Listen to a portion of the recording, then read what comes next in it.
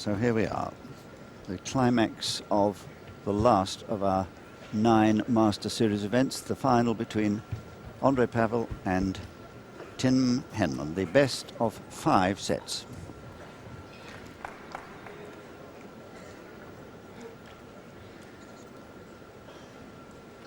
And they sit there just collecting themselves, focusing mentally.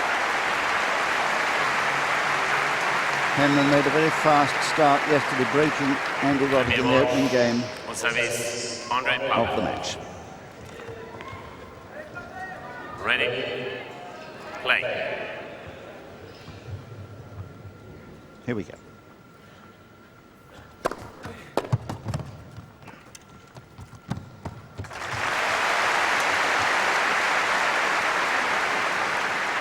I think we'll see both players try to play all court tennis wherever possible. Henman coming in a little bit more, I think, than Pavel, but the Romanian certainly won't be a stranger to the net.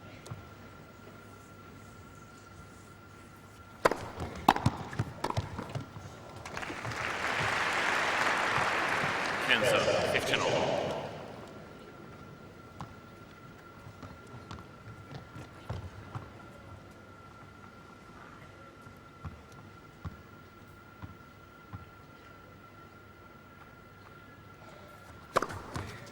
On 10, 13-15.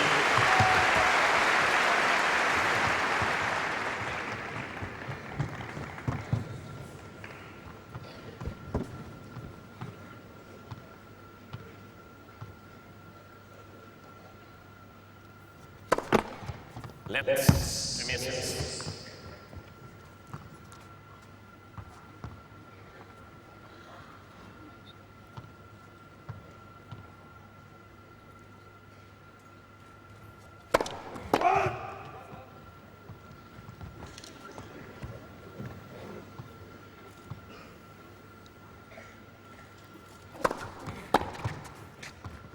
Go on, 14-15.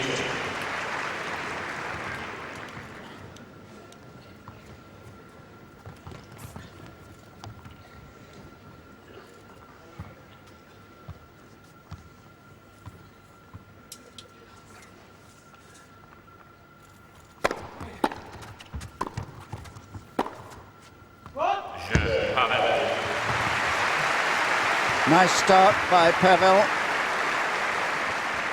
We measure first game. And showing us that he's, like Henman, determined to attack. Well, I think the point is that he knows Henman will take the net away from him if he doesn't come in. So I think we're going to see him come in a little bit more than he did in his match yesterday against Novak.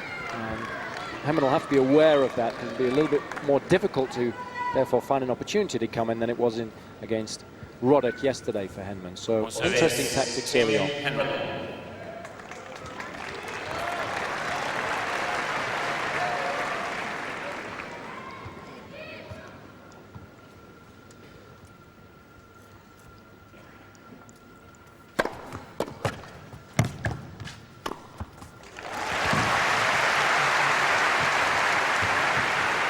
A good bit of decision making from Henman here. You can see he really tries to move in quickly to possibly take the ball in the air, but then at the last moment realizing that it would have been lower than the height of the net had he done that, and therefore just checking his movement and letting the ball bounce, and therefore he was able to deal with the shot very comfortably.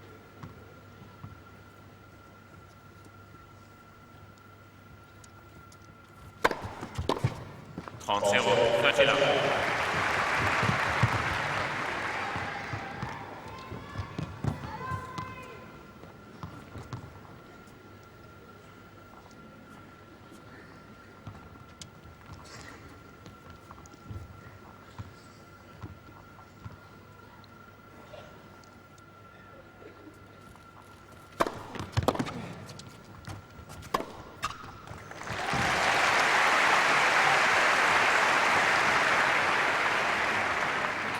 Well, the slice serve is very effective on this court because it's laid on boards, and so the ball stays very low. So players do use it in order to open up the court, and then on the first shot of the rally, they can just hit into the space.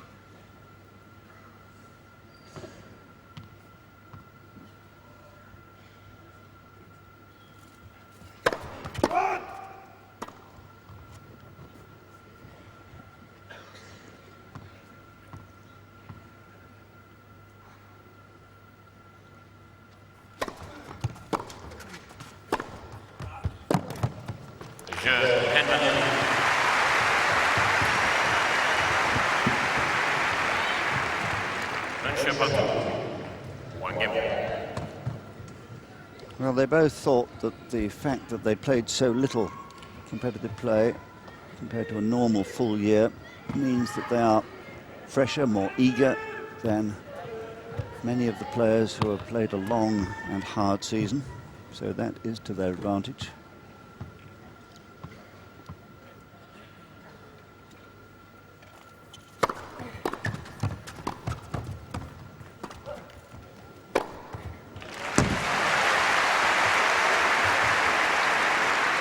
Excellent anticipation here from Pavel.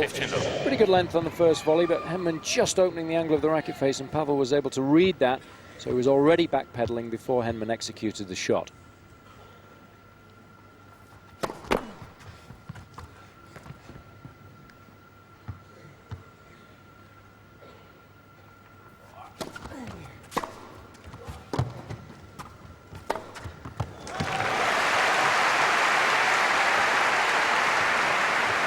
I think this is a tactic that both players will try and utilize throughout the match. As soon as they see their opponent play a defensive slice backhand, they'll be trying to come into the net, take advantage of that.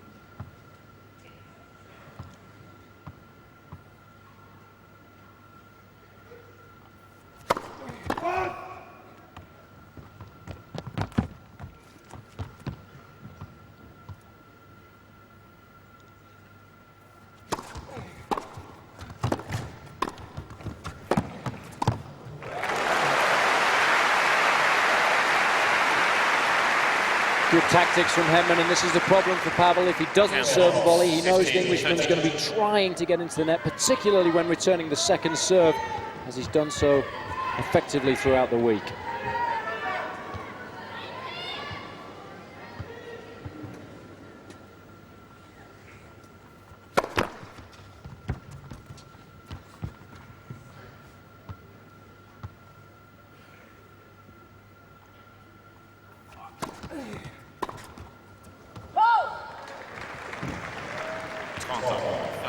Rather a wayward return. No wonder there's a little wry grin there. Miles out.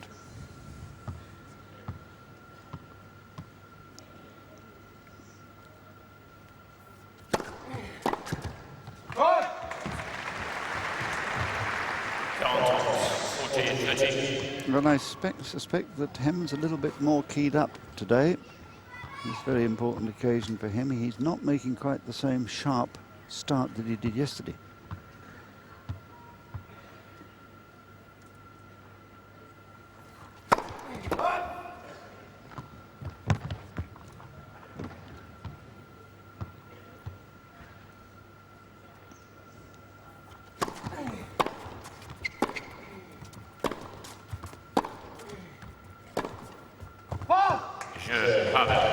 And another unforced error, which you'll have to watch today, gives Pavel a simple 2-1 lead.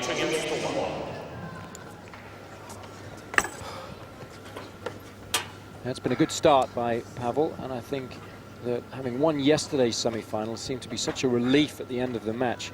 He's actually started today's final very well indeed, nice and relaxed, and I think the point you made, John, was a good one, that there's less pressure today on Pavel than there is on Henman, so therefore the Romanian can come into the match and open his shoulders and play nice and freely. But the first serve percentage is going to be something that we're going to have to keep an eye on from Pavel's point of view. He's serving at 55% so far, because if he gives Henman enough looks at second serves, I think he's going to be able to take advantage of that. He's going to look to chip charge, and he's going to put Pavel under pressure, so that's something that's going to be important. Of course, that's always important as well in Henman's game, because he likes to serve and volley, likes to come in behind the serve, so that's going to be one of the statistics that we'll be keeping an eye on throughout the encounter.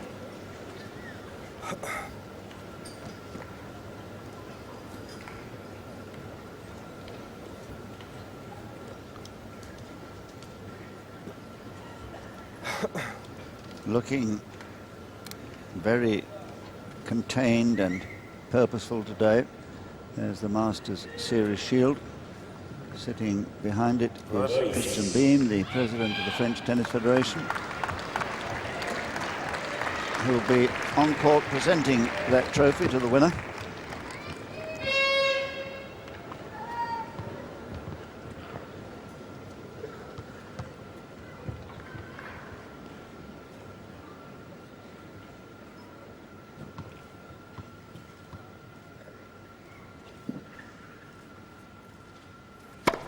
Net, premier service.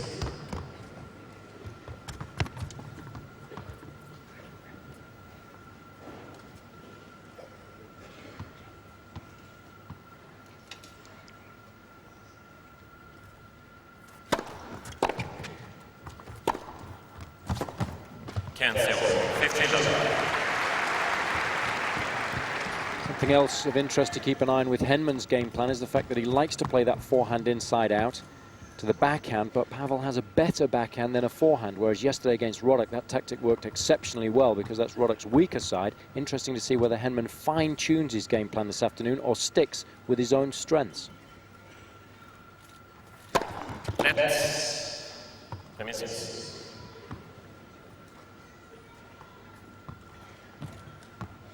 Always has 3 balls. Sampras used to do this. Tap one back to the ball boy.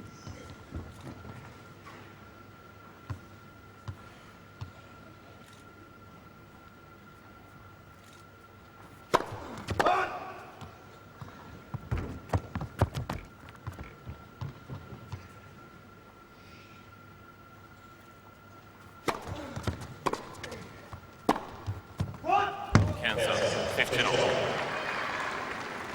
Yes, the unforced errors multiplying alarmingly at the moment. Incidentally, Henman, a great friend of Pete Sampras, often on tour. They would practice together during tournaments.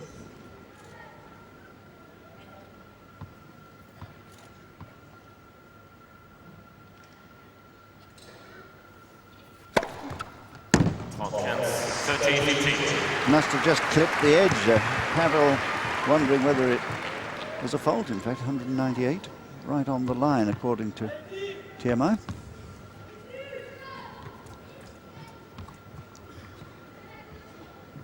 So 1 ace apiece.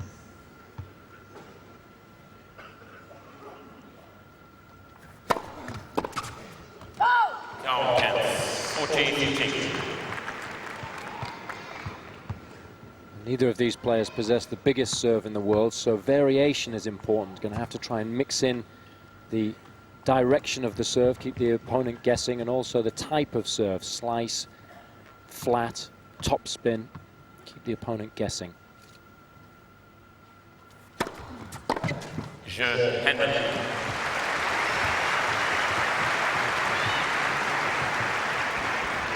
Je Pavel. 2 games off. Because whenever you start an important match, you want to settle into your rhythm and form as quickly as possible and control the nerves, which you inevitably must start with. If you don't have nerves, then you're not going to play well.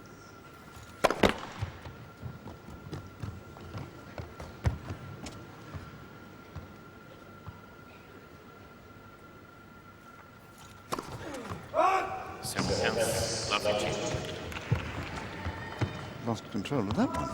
Well, I think it's double fault. It's also an indication of the pressure that Henman puts his opponents on when returning the second serve.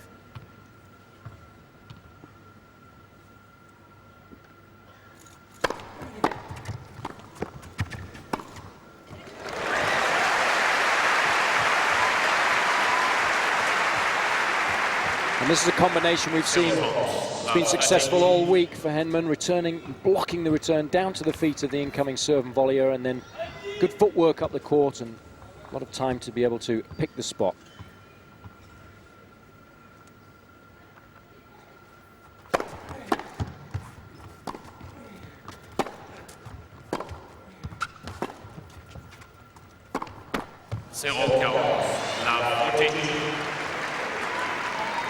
Well, Henman's been saying, you know, interested me this, that he doesn't think there's any reason why he can't get back into the top 10, and even better, his best ever ranking, which was 4 in July last year.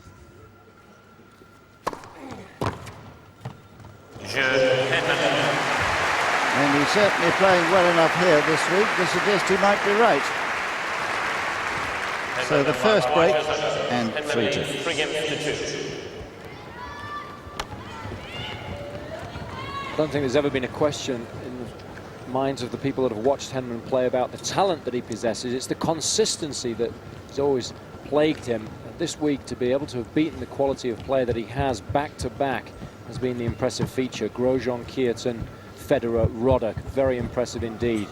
And I think it's just a case of Tim trying to take that consistency week in, week out, and then I don't think there's going to be a doubt that he can be back inside the top 10. But the only trouble is that this court surface does lend itself to Henman's game plan. When he plays on a hard court or a slower court, then I think it's a problem for him, because he doesn't sometimes have the necessary weaponry to be able to hurt an opponent.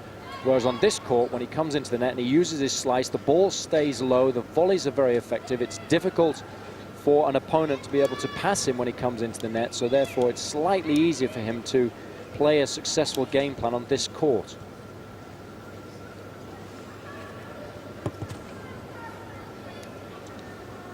Well, we've talked about Henman's best ranking. The best ranking for Andrei Pavel has been 17, and that was also last year, last July. And it was so sad, therefore, that early on this year he had that injury to his back first, which was the thing that put him out, and then the wrist, as he started to try and recover, having got the back right, his wrist started troubling him, and it meant a 6-month layoff, and that is a very long time for a sportsman. But that's why he's eager and fresh. Henman 3-2.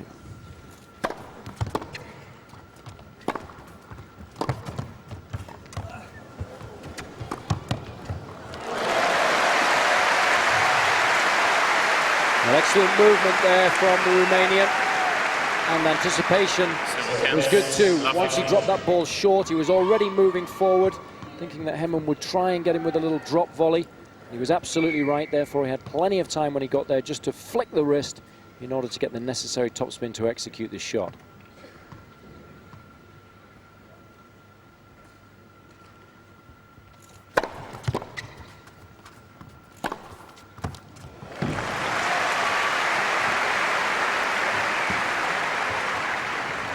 Cancel. 15 all. Well, we're always saying that you gauge Henman's form by the quality of his forehand and his serve. Those are the two shots which mark his form for the day.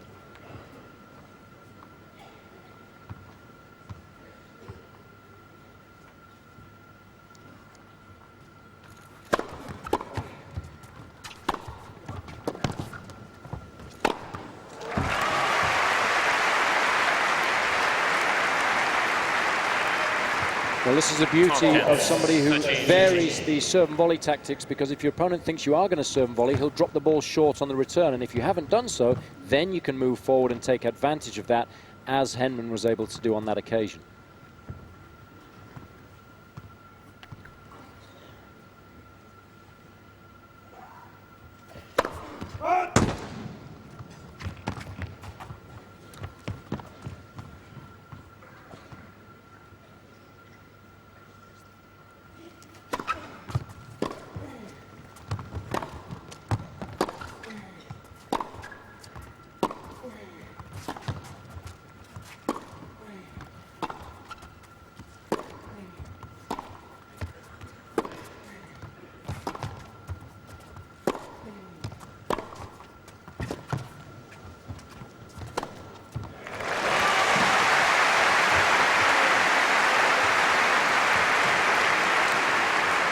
A lot of patience in this rally, just waiting for the appropriate ball to move up on, which he did to great effect, and then Pavel, thinking that Henman was going to approach to the backhand, leaned a little bit that way, and Henman took full advantage of it.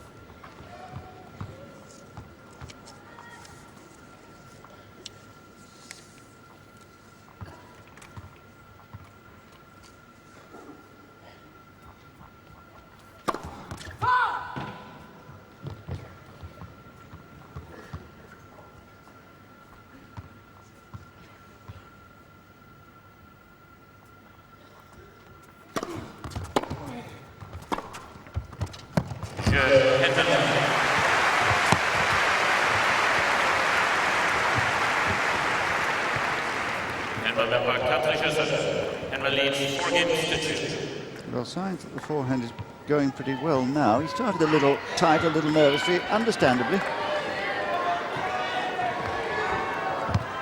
think Henman will be delighted with that last service game, consolidating the break of serve so effectively.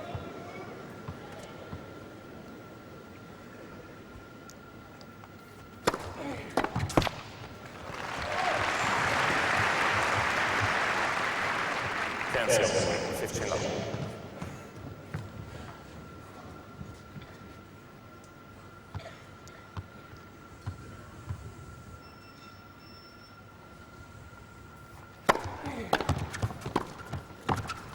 Cancel. 15 all.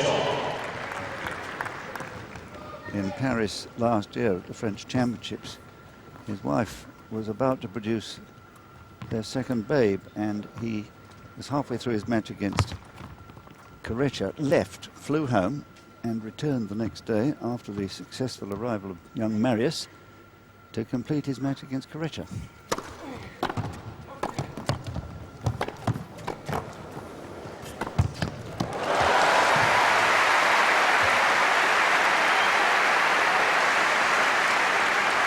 Good tennis here.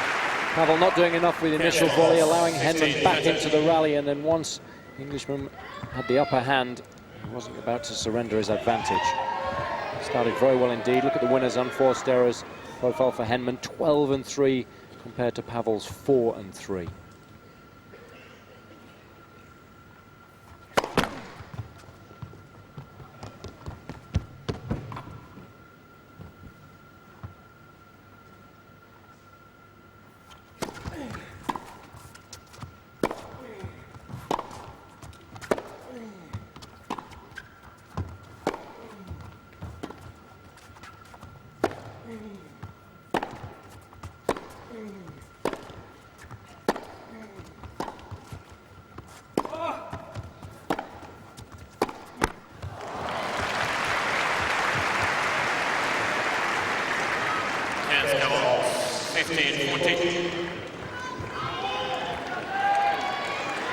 Well, he's finding it a bit of a struggle at the moment. And Florin Segachenu there, a little bit concerned.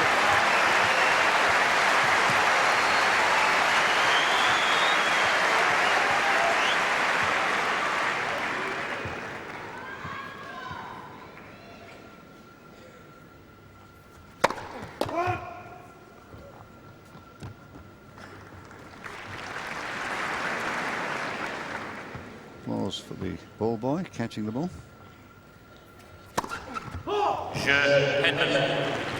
And the pressure is certainly beginning to tell on Pavel now.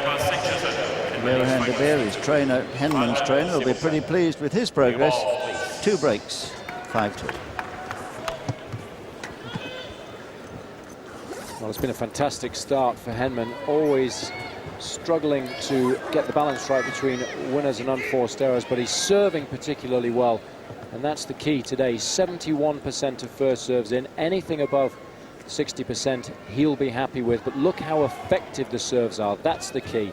90% of points won when the first serve finds its mark, but 3/4 of the points won when he's down to his second serve, so that'll give him a huge boost, and it's something that Pavel must work on if he's going to try and fight his way back into this match. On the other hand, if we look at his service profile, we see that 60% of first serves is okay, but they're not effective at all. He's only winning 50% of points when the first serve goes in and 38% of points on the second serve, and that's something that you would expect because Henman does like to come in and take that second serve early and then move into the net, where obviously he's in a very strong position then to be able to win the rally. So something Pavel must address if he's going to get back in the match.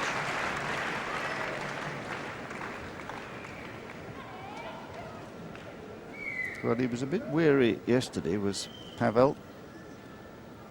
And one can understand why, because when you've been away for a long time, however much you practice and work in the gym, it's never the same as the tension produced in a match and the sort of tiring nature of match play.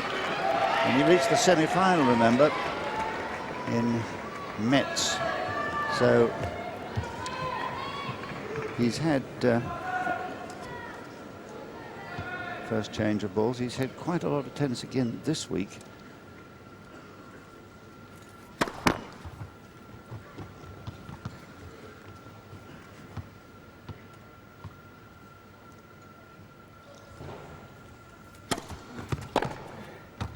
0 15, love 15. Well, it's an excellent return of serve. Henman going wide with the second, but not wide enough. That was the key. Pavel only having to take one step over to hit the forehand, so really it was in the comfort zone of the Romanian. That's why he was able to take advantage of it.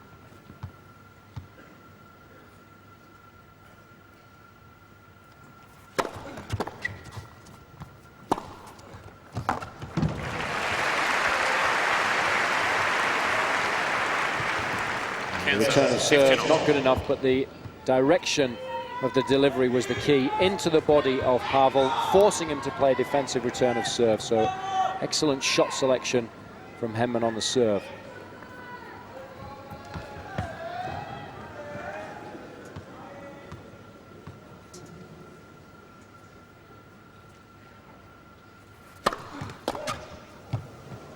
One 30-15.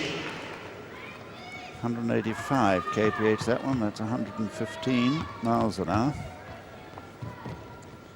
And I don't think either of these men are going to be over 200 much, if at all. We won't see any of the 224s and so on that Roddick was delivering yesterday.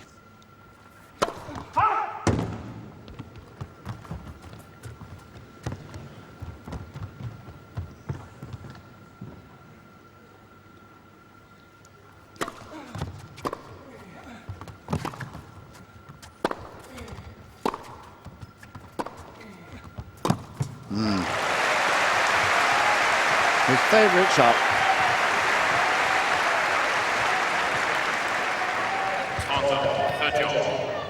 He can take it early, he can take it late, he can direct it either way, that backhand. Reminds me a lot of Gustavo Kirten. So natural. 30.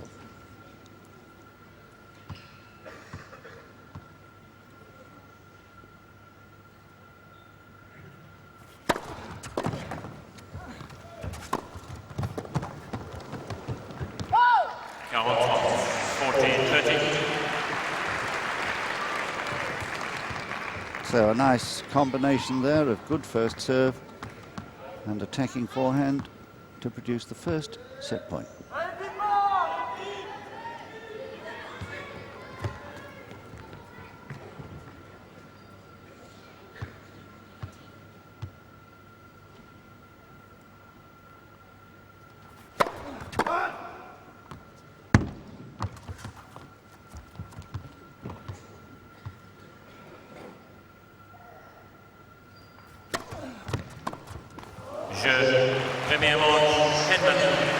So in just under 28 minutes, Henman takes a comfortable first set, 6-2.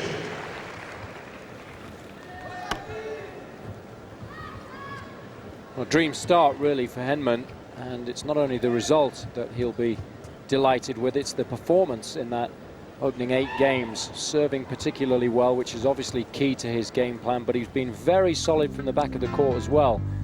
If we have a look at the first set summary, we'll see 65% of first serves for the Englishman. He'll be delighted with that. They were very effective, winning 92% of points when the first serve went in, just dropping a single one in that opening set. Look at the ratio from the back of the court though, 13 winners and 3 unforced errors, and perhaps vitally taking both breakpoint opportunities. Whereas Pavel, on the other hand, serving at 60% of first serves is okay.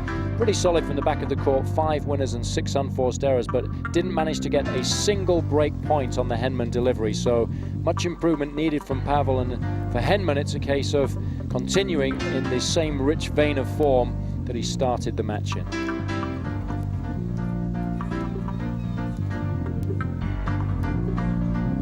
Well, here are some of Henman's winners from that opening set.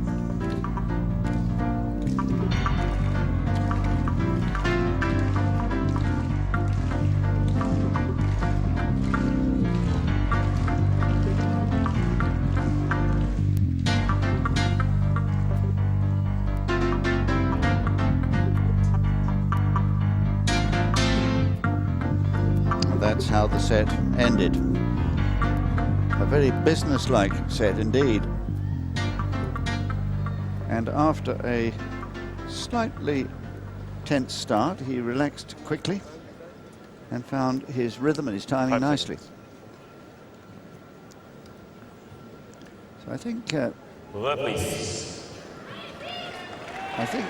no reason to change anything. Got to stick with the game plan. So far, so good as far as Henman's concerned. Keeping his ratio nice between the winners and the unforced errors, and he's serving well. So really, it's all about Pavel. Is he going to be able to raise the level of his game and take Henman out of that rhythm that he's been able to find in the opening set?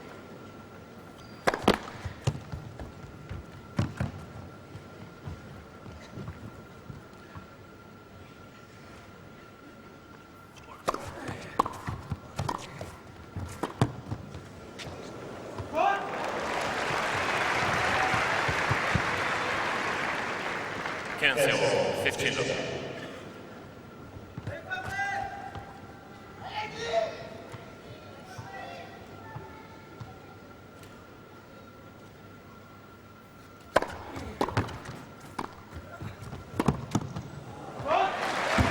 Well, he'd anticipated that, Henman. But the volley too good to prevent control.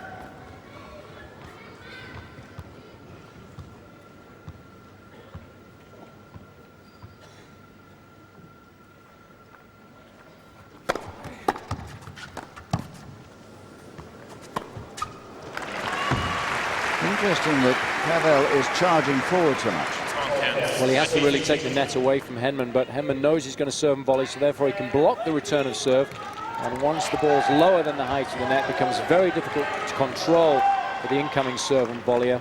And the advantage then lies with the person trying to make the pass.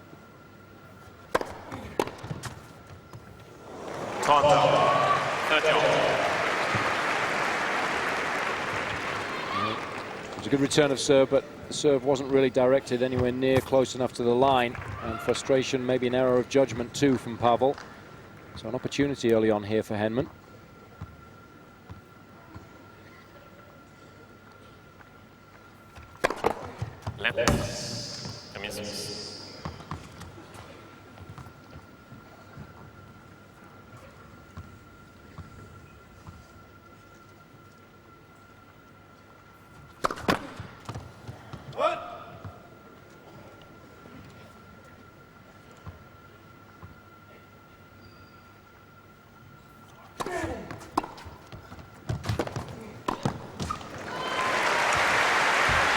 Yes, nicely done.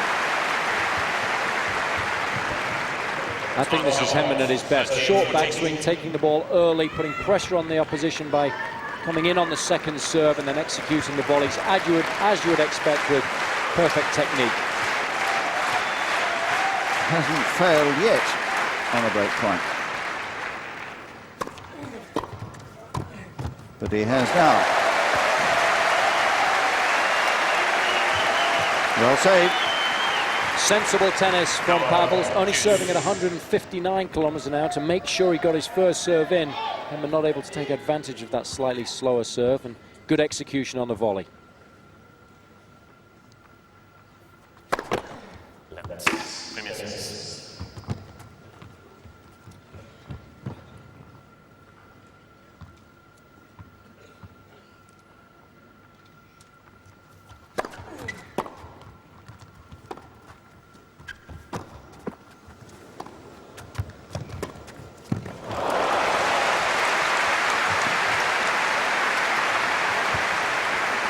Well, if you approach up the line but you don't put enough on the ball, then it does give the opponent a chance to pass cross court because you have to cover the line, and that's exactly what Henman took advantage of there. Lovely spin on the ball, getting up the back with using the wrist so that he could control the ball and get the ball to dip down inside the line.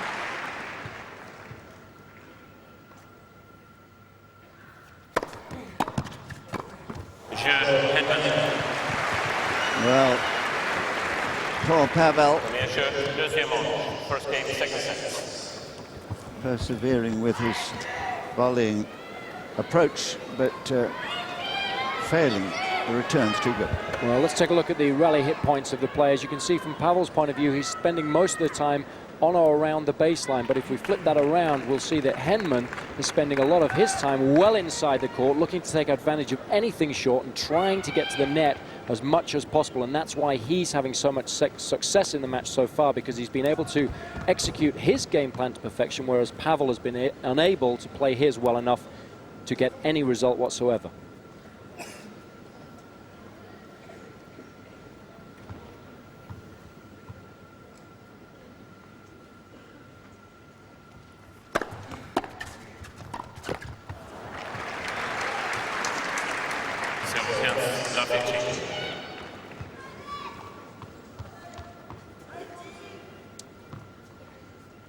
Had a lot of success from the net, Henman, 11 of 13 points won. Pavel's coming in too, but not nearly the same success rate, only 53% of points won for the Romanian.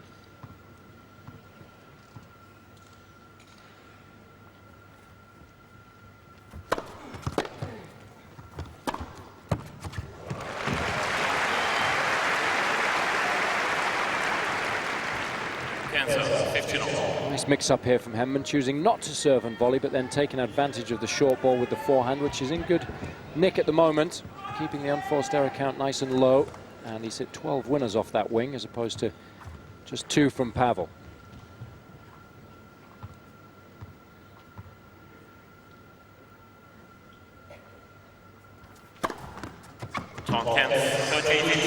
Well, that's been so good to him all week, that slide up. Works well on this carpet court. Taraflex. Reminds me very much of the old Supreme Court.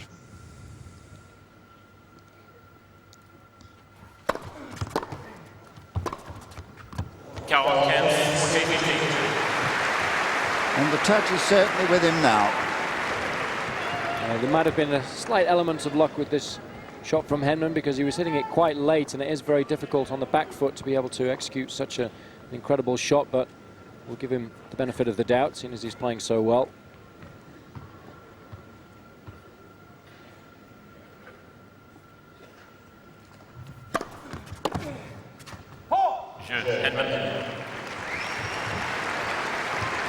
Persisting with that serve. That serve wide to the forehand, opening up the court even if it had come back.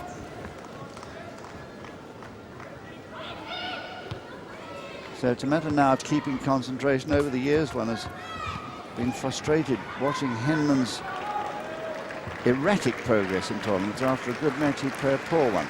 Not this week, yet.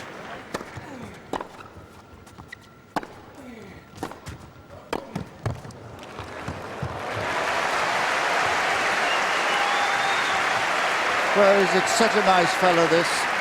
Of course, born in Romania, in Constanta, but he came when he was 16 to Germany. He lives now in Borgs Holzhausen.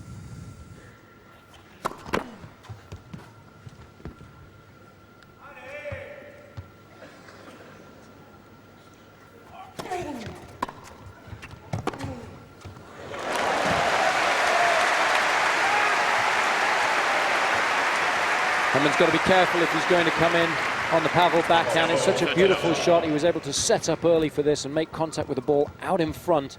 That's why he was able to get it cross court.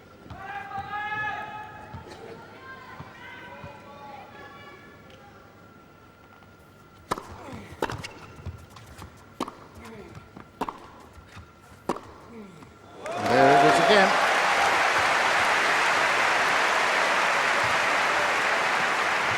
Well, this will give Pavel a lot of confidence, the fact that he's been able to hit his best shot on a couple of occasions in this game now for winners. Something that he needs to do to boost his confidence.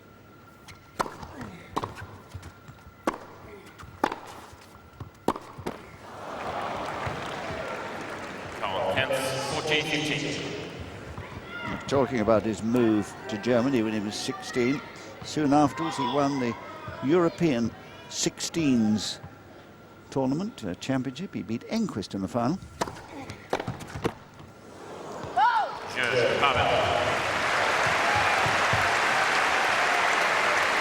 And good for Pavel's self-confidence that he gets on the board, but he is a breakdown.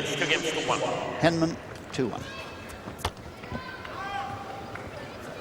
Well, that was a must-win game, really, for Pavel. And I think what he's got to try and do now is he's got to decide, OK, am I going to stick with my original game plan and just try and play better, or am I going to try and change my game plan a little bit, given the fact that I'm not playing particularly well this afternoon? And of course, it is a best-of-5 set final, so that's an advantage to the player who loses the opening set. It's not such a panic. If they were playing 3, obviously, and they would be halfway there. So that's a bonus for the Romanian, and I think he's got to try and decide, is he going to relax, open his shoulders, use the backhand a little more effectively, and then try and take the net away from Henman? Because I think, obviously, at the moment, Henman's enjoying a distinct advantage when he does manage to get to the net before Pavel. So there's much to ponder for the Romanian, and I think he still has an opportunity to get back in this match, but it would be very, very difficult if he goes 2 sets down. So this set, absolutely imperative to his chances of winning this final.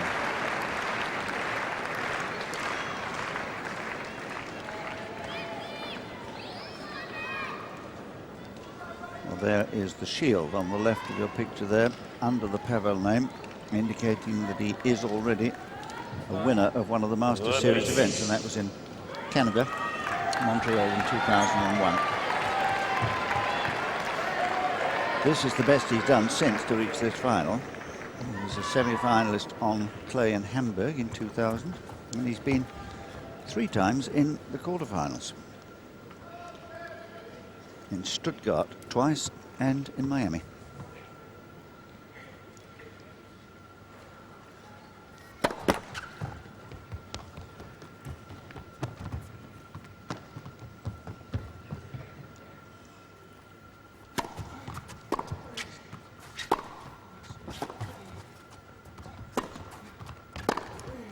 Well played.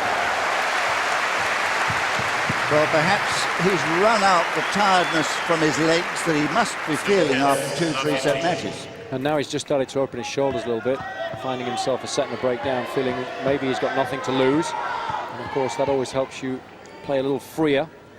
You're able to express yourself a little bit more on the course, which is obviously important, particularly when performing in such a big match.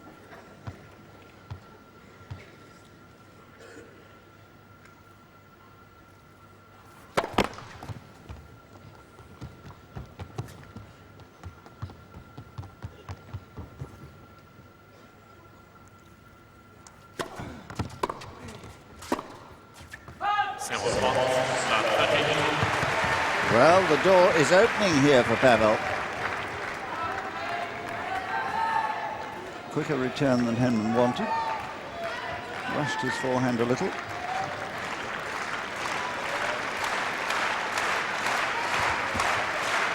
And the crowd, of course, want to see a fight here.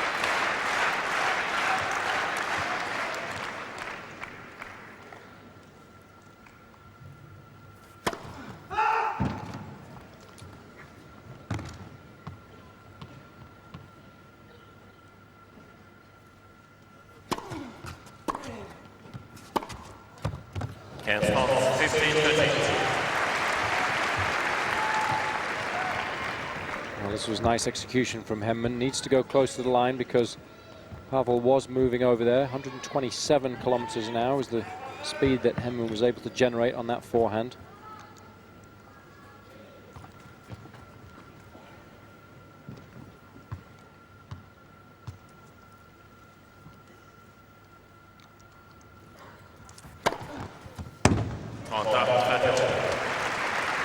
Lovely ace there. Number 3, Gabriel Trifu there, who is the Davis Cup colleague of Pavel, and they're great friends, and they're going to play doubles, I think, next year. That's what Pavel was saying yesterday, sitting next to the Davis Cup coach there, Florin Segacenu.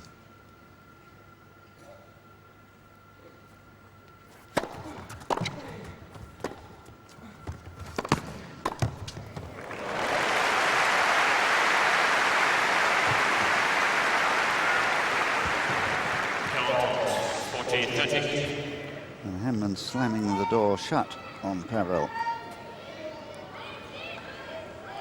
Love 30 has become 40-30.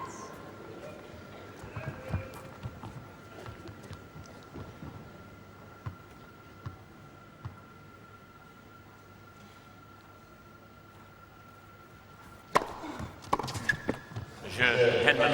And the kicking serve that he uses as a variety, Henman leads 3 games 1. which does bounce up quite high on this surface, which accepts spin, both the slice, which keeps low, and the kicker, which grips and bounces high. So he is serving well. 1-3.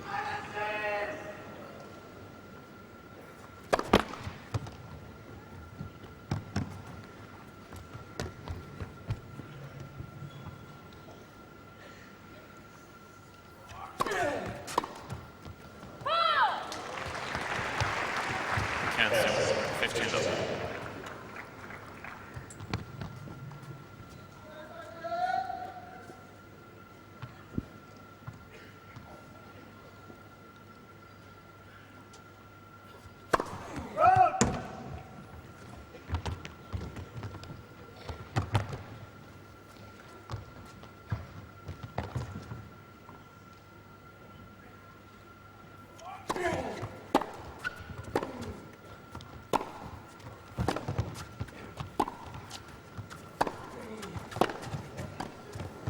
Oh, what lovely touch.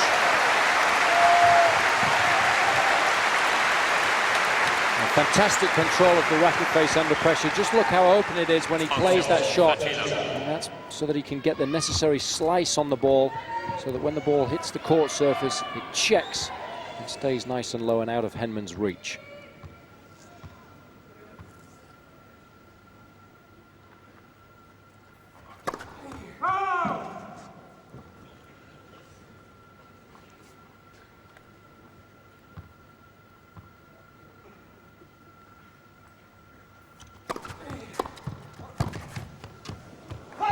Oh, what a pity.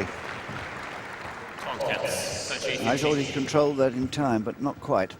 Well, this is the pressure that Henman puts you under. You're coming into the net and suddenly you've got to volley up. But not only that, you've got Henman standing on top of the net as well, so you know the volley has to be good. And just forcing Pavel to go for a little bit too much on the initial volley in that last rally.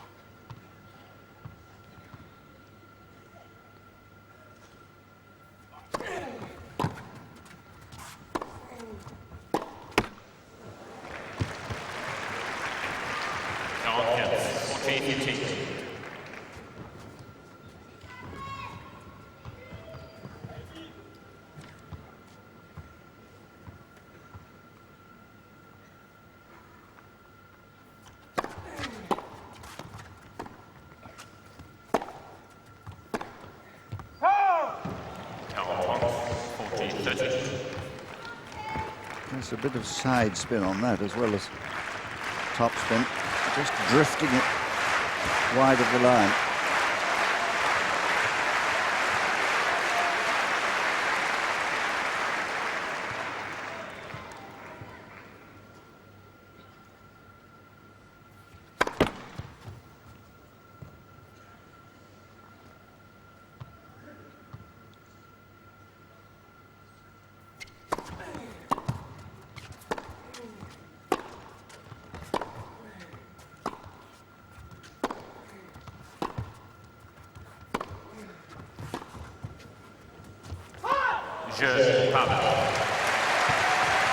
So, a fine service game in the end for Pavel, who keeps the deficit to 1 break.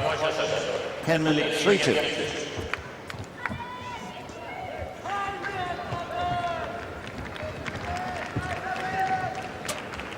Well, both players have played well in patches in this match, particularly Henman throughout most of the set, but Pavel's starting to play better now. Let's have a look at his winner's profile. 3 off the forehand, 3 off the backhand, so you would perhaps expect there to be more on the backhand because that's his favorite shot, but 4 at the net and just the 1 service winner, so that's something that he's going to have to improve in his all-round game, his ability to be able to hurt Henman. I think if we had a look at Henman's, we'll see a distinct difference though, because the Englishman has been playing exceptionally well. Forehand winners, 14 in total. Amazing stuff, because that's usually the side that breaks down more often than not for Henman, so that's a very good indication of his form. 5 at the net, as you would expect, and 3 service winners, giving a grand total of 23, and we've only played his set and a half. Well, so he'll be absolutely delighted with that, given the fact that he's only hit 7 unforced errors, so that ratio is quite incredible, and the reason that Henman is enjoying such an advantage.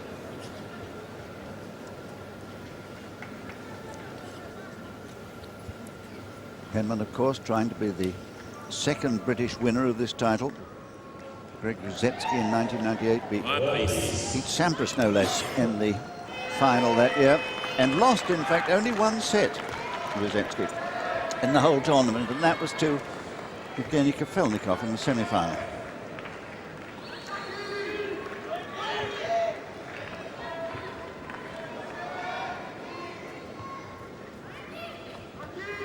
So far, so good for Henman. 6-2, 3-2.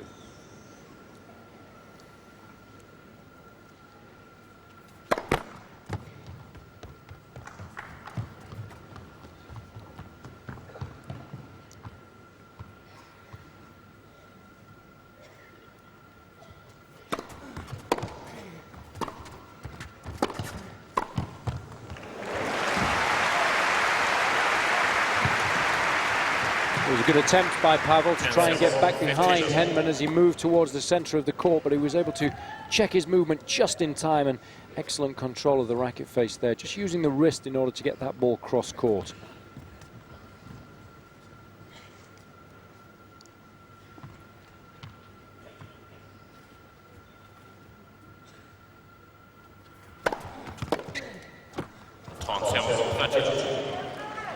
Pity that for Pavel. He needs a few of those to fall for him. In fact, the net has been very good to Henman this week. We've seen several occasions when the ball has either dropped dead after he's hit it or is set up nicely for him after hitting it from his opponent to enable him to hit a winner.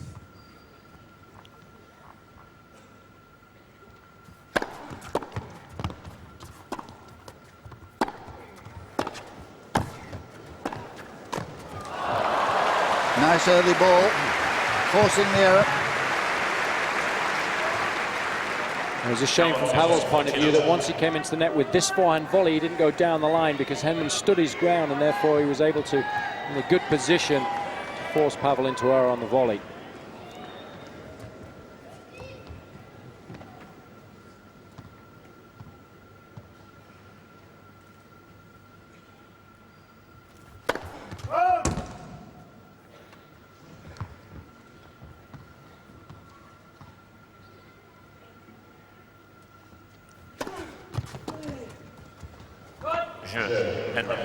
He's finding that kick serve difficult to handle, is Pavel.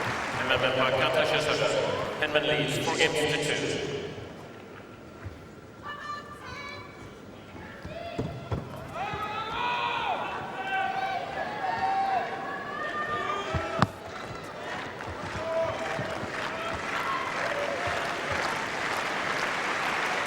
Well, the crowd want to see Pavel hold serve here and then get a break back. We'll see what he can do about it.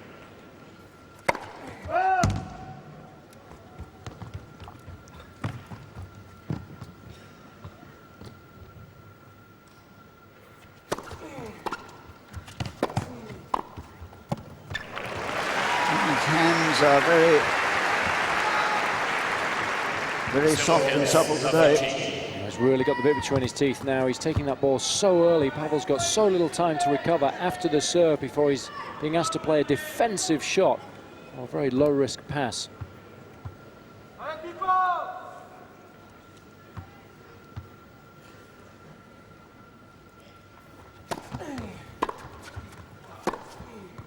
Well played.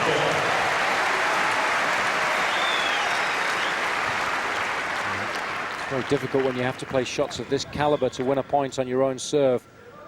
And that's one of his favourite shots and executed to perfection.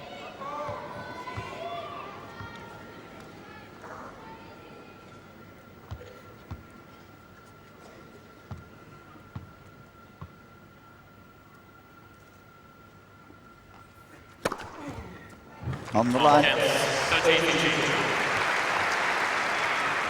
So that's working for both of them, that slide up. Just 2 aces now.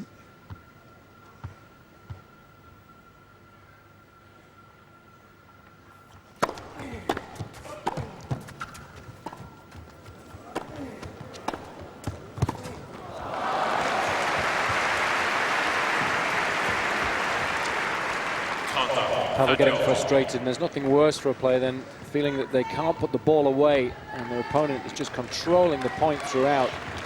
Being run ragged in the end by some excellent control from Henman, showing some deft touch on the topspin lob, smartly going over the backhand wing.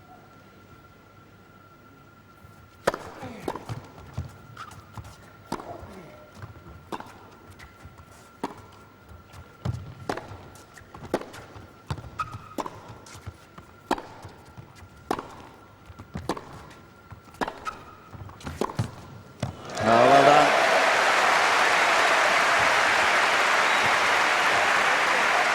Fantastic shot from Pavel to end the rally, especially considering the pressure he's under. The length was good from Henman on the approach. He had to make sure that he made contact with the ball out in front of the body to get the necessary angle. 5 winners now on that wing to Henman's 1.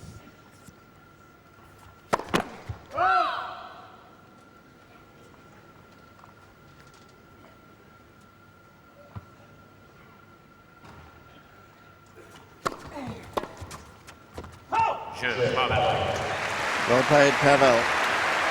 Exactly what the crowd wanted to see. Now, of course, they're hoping to see a break from him.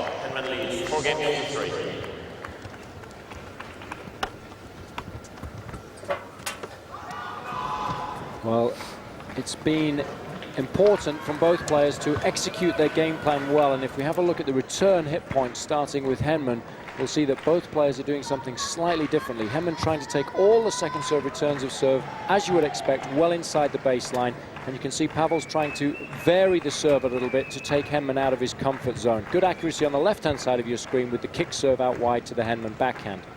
Now, if we swing that around, we'll see from Pavel's point of view that Henman is serving very accurately indeed. Look how much he's using the wide serve on both the deuce side and the ad side on both first and second serves. And what he's doing there is he's using the serve to open up the court, and then he's hitting into the space on the first shot of the rally, or obviously if he's serving volleys, he's then able to volley into the space, which makes life very difficult for Pavel.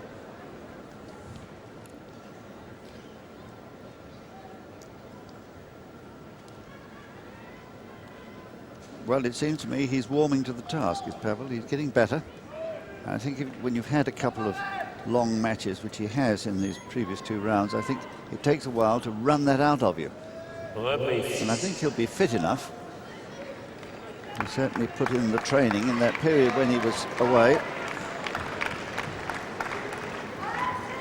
It's the official program. Every day a different cover. And our finalists, of course, on today's cover.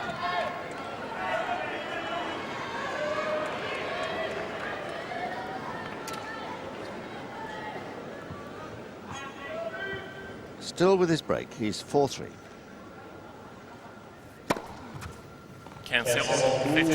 Long, thinks Pavel. Last graph couldn't possibly overrule. Or wide, excuse me, that's what it must have been in Pavel's mind, not long. It certainly appeared to TMI that it was wide.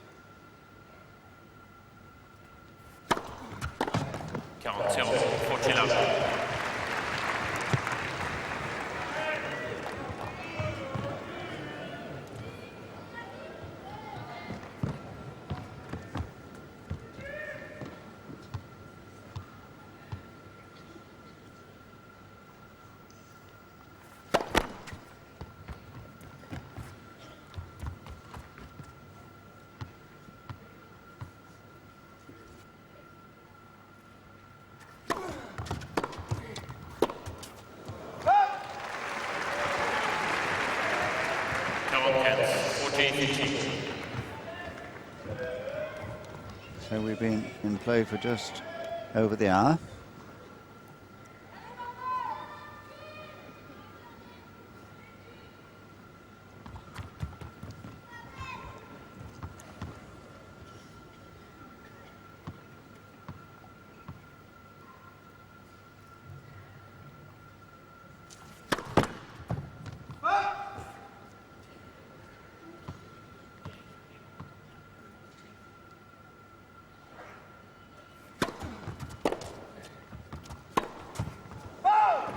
Count 14-13.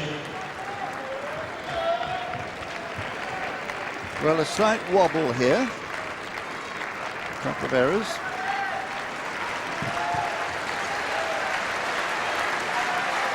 And taking his time. Very, very tight with the unforced errors, Henman. Just 3 in the opening set, but 6 now, and Pavel's getting better. 6 in the opening set, but just 3 in this one.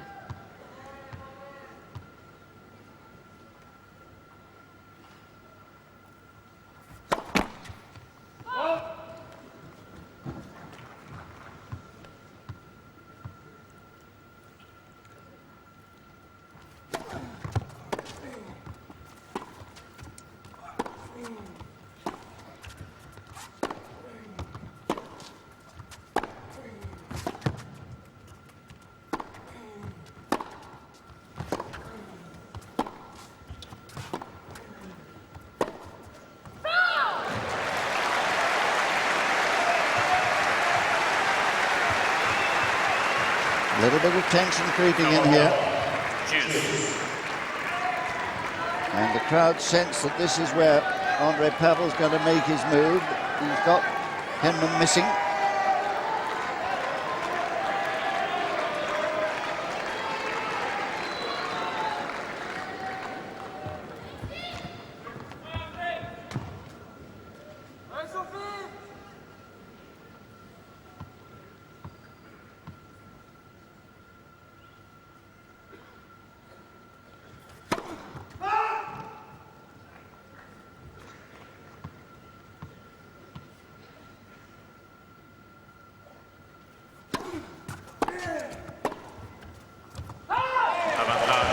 That was a wonderful return of serve.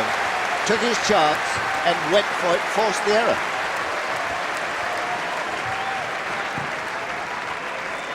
Forty love becomes break point. Well, here is the chance he's worked hard for.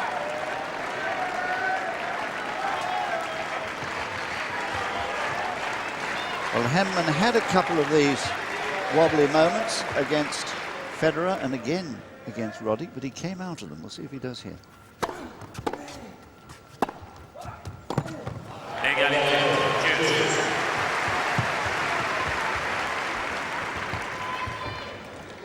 Well, I love the attitude Henman had here under pressure, determined to stay aggressive, and that's often been a criticism that is levelled at the Englishman, the fact that he gets a little bit tight and plays a little bit tentatively when under pressure, but no sign of that there.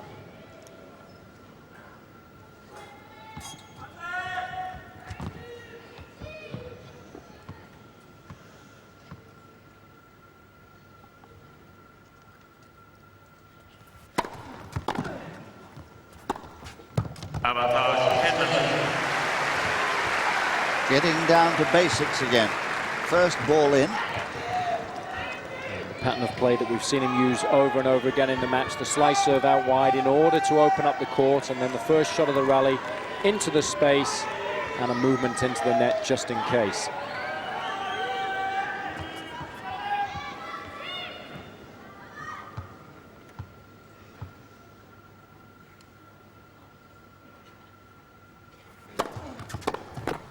And he saved it again. This is interesting. Yesterday against Roddick in the first set, in the 6th game, when Henman had got his break at the very start, he was 3-2 up. He saved the break point, and 2 games later he saved 3 more and went off to 5-3. Lost his serve, in fact, when he was serving for the set in the 10th game, and had to win it in a tiebreak.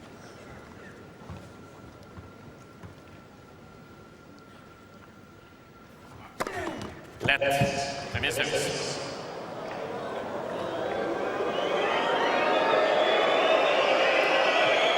Well, the crowd obviously didn't hear the bleep. There is the little device that measures vibration.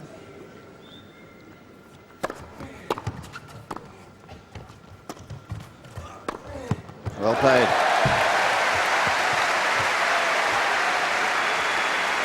Well, Henman trying to make life difficult for Pavel by lobbing over the backhand side, which is what the textbook says you should do, but great use of the wrist.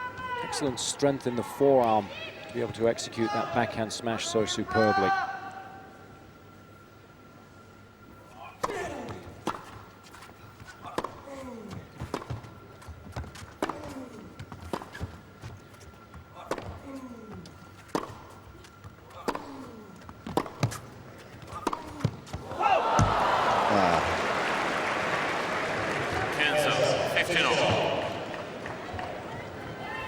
Yes, he wants to bite it. He does sometimes.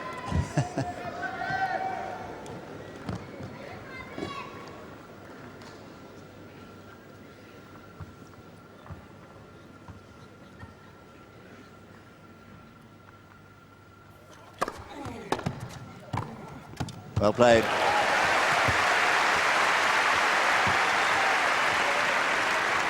Good execution here of the volley. Take a look at the racket head and the wrist. And just opening the angle of the racket face in order to get the ball over the net.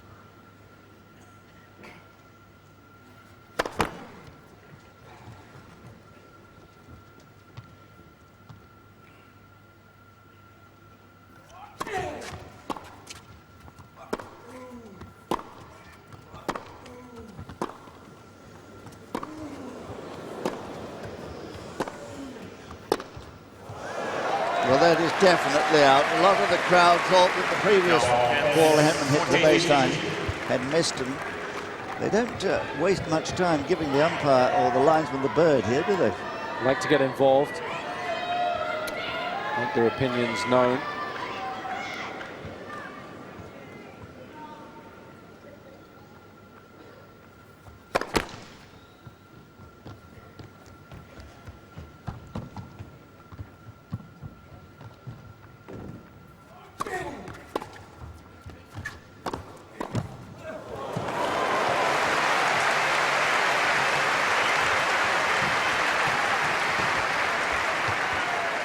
It was a nice return of serve. We've seen Henman use this tactic a lot. It was a good forehand inside out, but the trouble was he was back behind the baseline, Pavel, so it left a little drop volley open to Henman, which he was able to execute perfectly.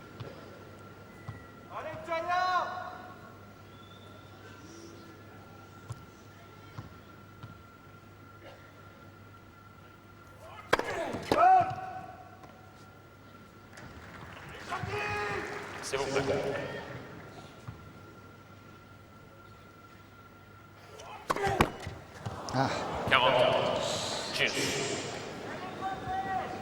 Well, what a pity for Pavel. I was about to say if he had held serve there, which he still might, that he was putting the pressure on Henman at exactly the right time. Remembering that he almost broke last time. It's his third double fault.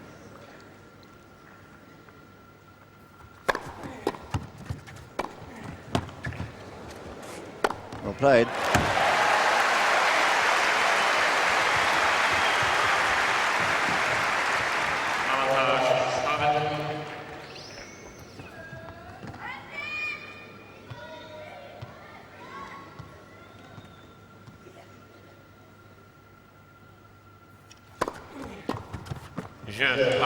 Good body line serve, just the job.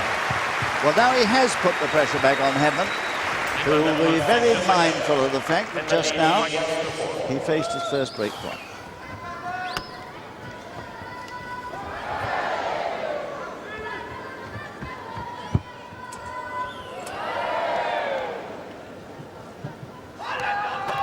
Well, those British fans will be delighted with progress this week of Henman.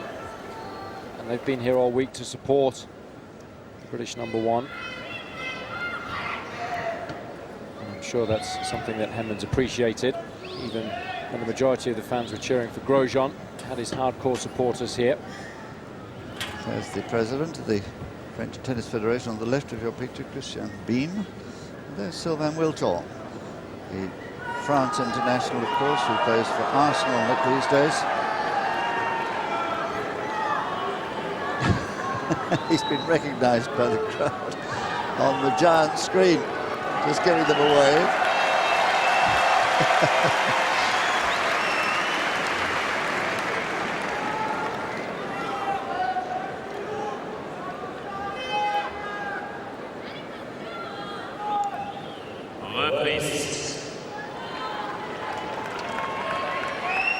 Well, it is a terrific atmosphere in here, there's no question about it, and has been all week.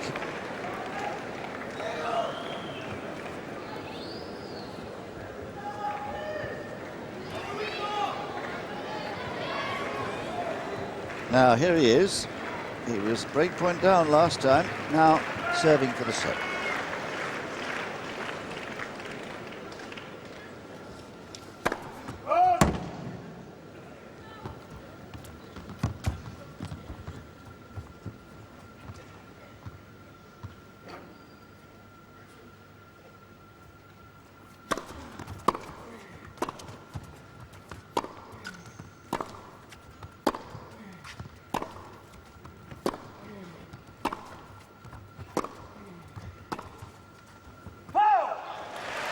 Well, there you are, didn't follow his serve in.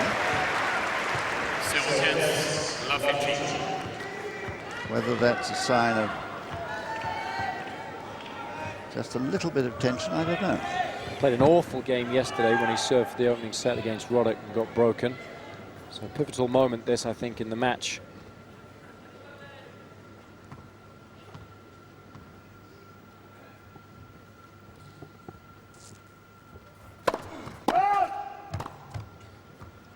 Well, now here's the $64,000 question. Will he follow the second serve in at love 15? I'd be surprised.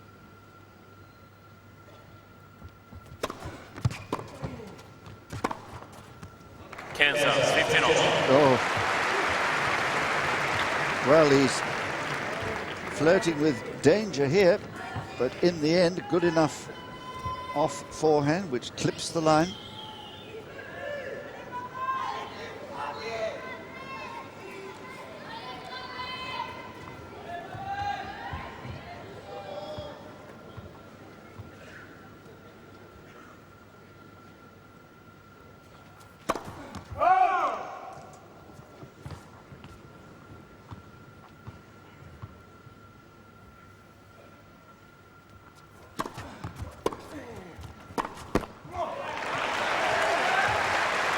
Stayed back again. He served so well in the match up to this point, but first serve deserting him somewhat. And the serve certainly isn't as effective as he would like in this game so far. And Pavel taking full advantage of that.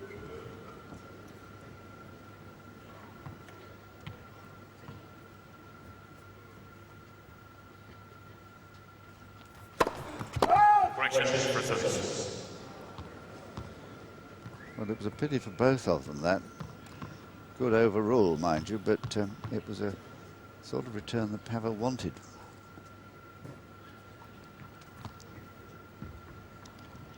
TMI thinking that, in fact, it was a fault.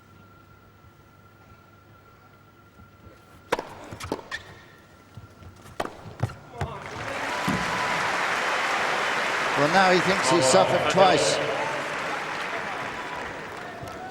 Serve certainly looked suspect.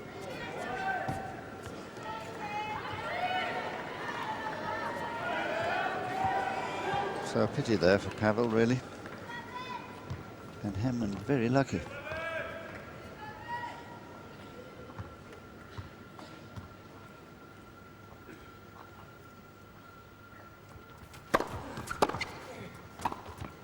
But now he's got it again, another break point.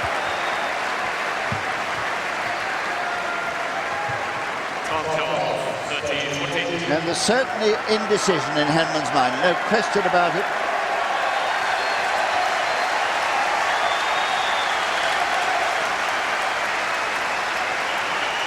And he's got the crowd right behind him now, the Romanian.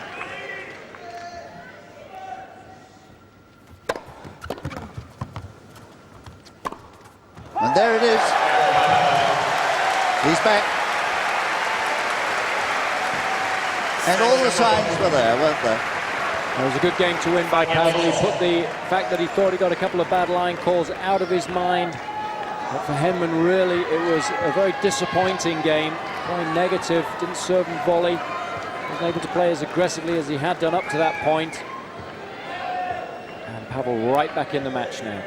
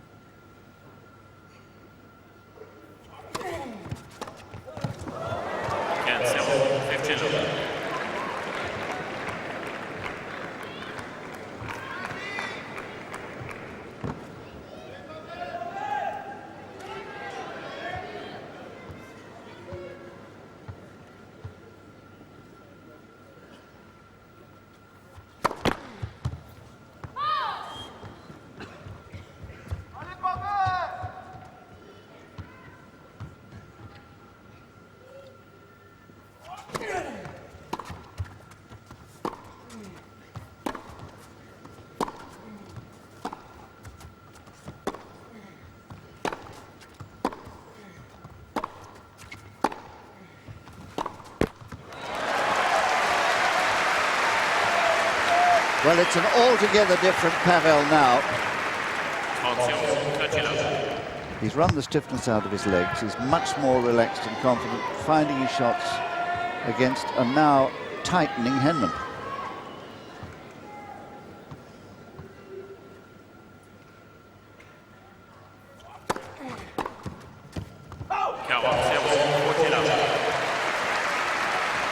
And there, the lady behind Florin Segachenu is Virginia Rzic, who won the French Open singles years ago. She was a fine player from Romania. Well played, Andrei Pavel, who has turned this match on its head. He was 3-5 down, remember, and now 6-5 ahead. Well, a fantastic game, and really a run of games to firmly get momentum behind him. Pavel has really managed to exploit a little bit of nervousness in the play of Henman.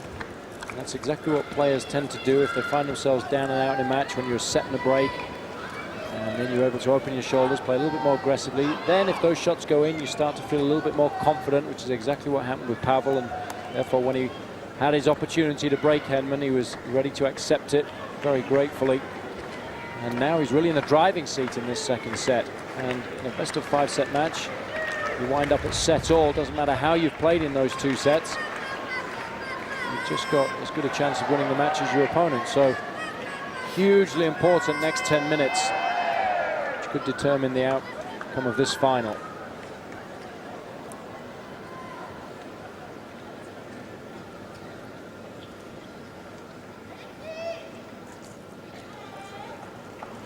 And the bewildering thing is, serving as well as he has been today, why he held back, didn't follow his serves in, and tightened up. No question that's what happened. And he said yesterday about the one bad game he played against Roddick when he was serving for the set, having twice saved break points in service games. He said, well, he said, everyone's entitled to have the odd bad game in a match, and I did have a bad game there, but I came through. Well, we'll see if he comes through today. He might not. 5-6.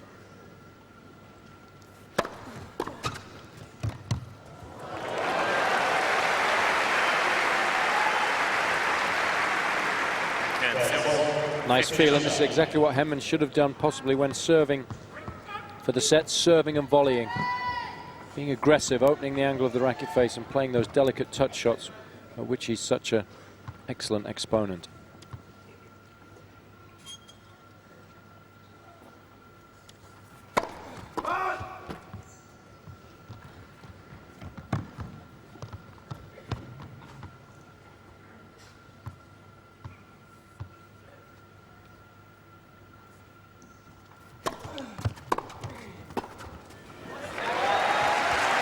that backhand's doing its job now, all right. Cancel. 15-0. Really moving up inside the baseline now to return that second serve, Pavel. Very aggressive stance and giving Henman very little time to recover after the serve.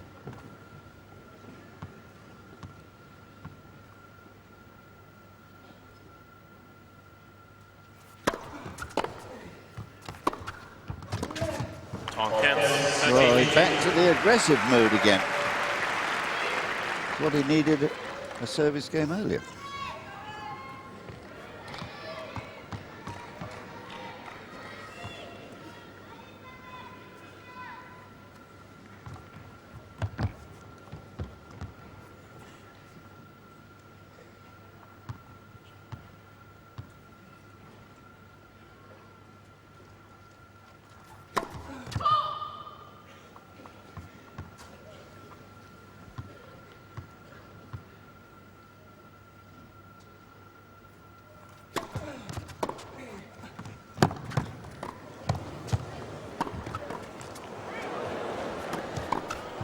Well played.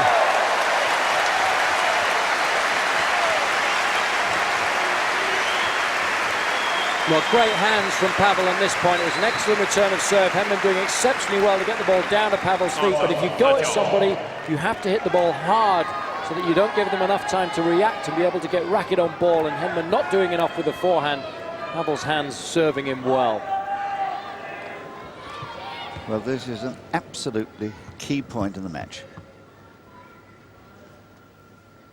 5-6, 30-all.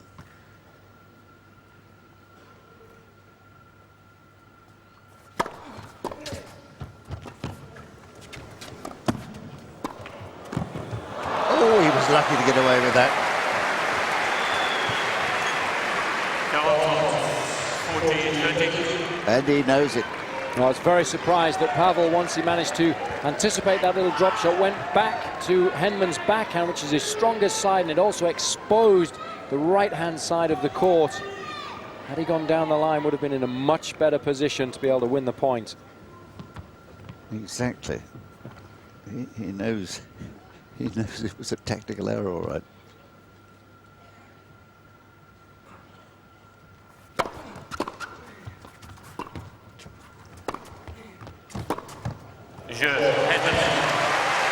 And he has held firm in the end, but what a shaky game.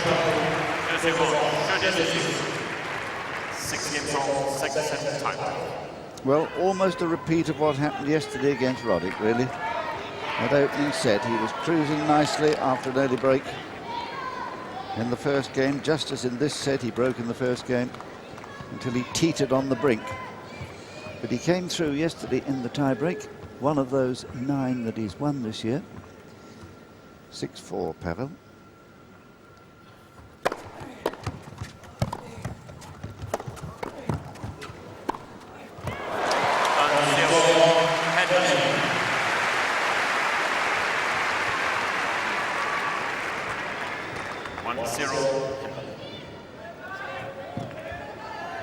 He's done well on his tie breaks this week.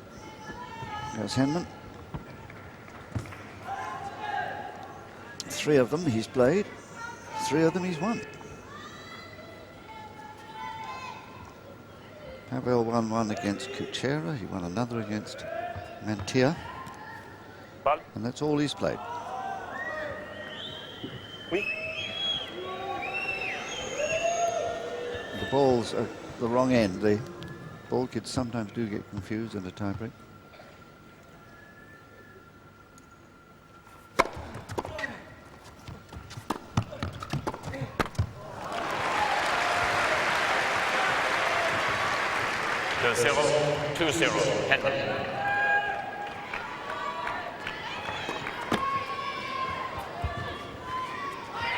Nice aggressive start from Henman. Must stick with the game plan that's got him in this situation.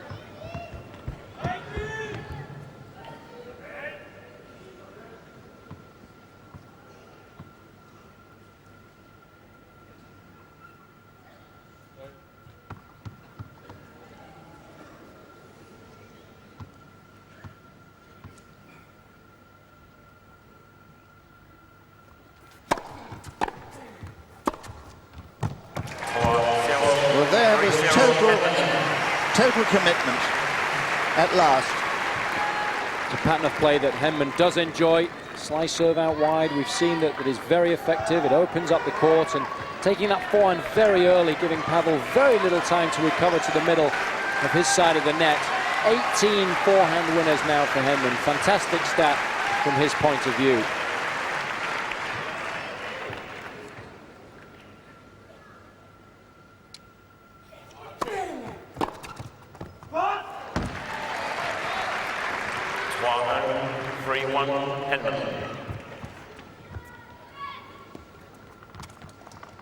Of course, he is only one mini break down here. Tie breaks can swing dramatically.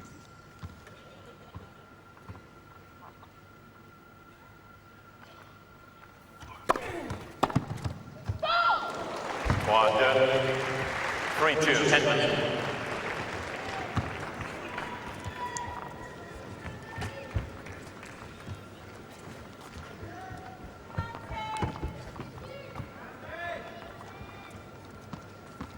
In the second set yesterday against Roddick, he shot to a 5-1 lead, but was caught and didn't win it till it reached 9-7.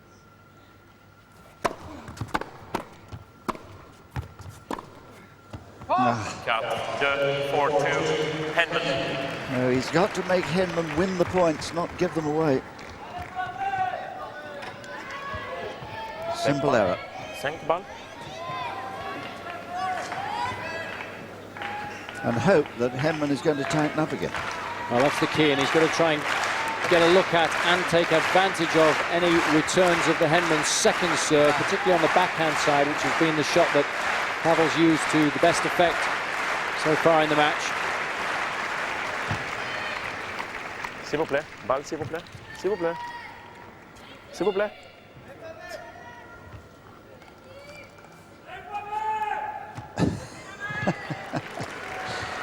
Playfully tossing them all down the other end. Still confusion among the ball boys.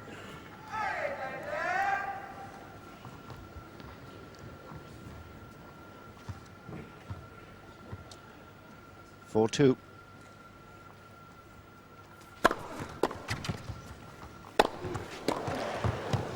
Good shot. Well, Henman made the execution of this smash look simple, but it's not. It's easy to mistime that ball, but he hit the ball to Pavel's backhand, which is the higher percentage way to go on the smash, just ensuring that the point was going to be won, even if that shot wasn't a clean winner.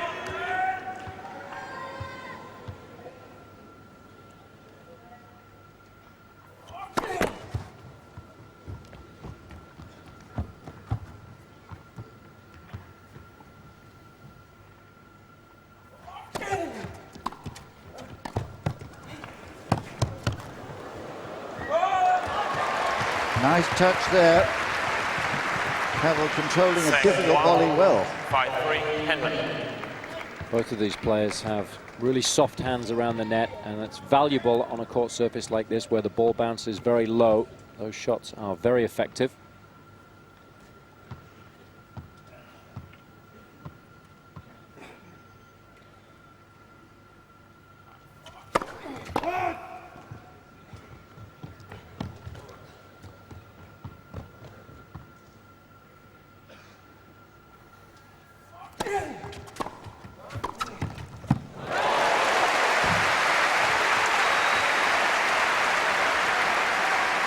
Well, Pavel did well here because it's not easy to execute a volley when you see out of the corner of your eye the opponent coming into the net.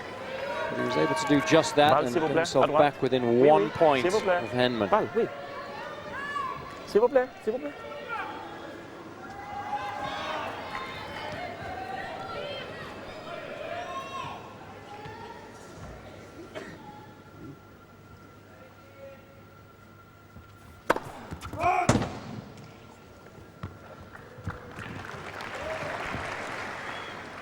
Applause for a bit of nifty footwork.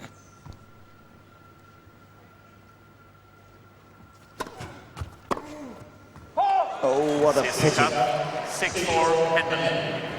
Yes, smiling with wry smile. It was worth the gamble. I think that is his best shot, and as often as not he's going to make a winner down there. He's hit one or two today already, but sadly for Pavel, that one missing has given Henman a couple of set points.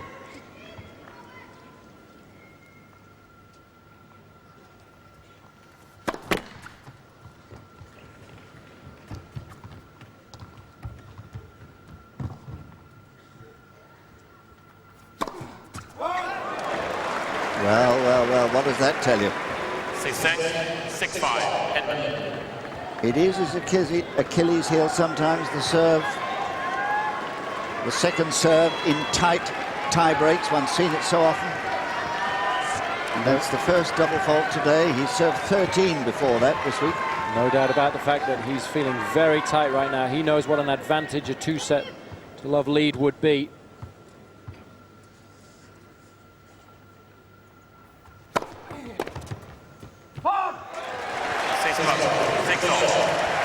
And this very like the set against Roddick yesterday. The second one when he had a chance to close it out and failed, eventually doing it 9-7.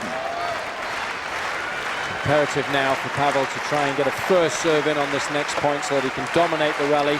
Should he choose to serve and volley, he'll have the advantage. If not, at least he'll be able to start the rally from the back of the court with an aggressive ground stroke.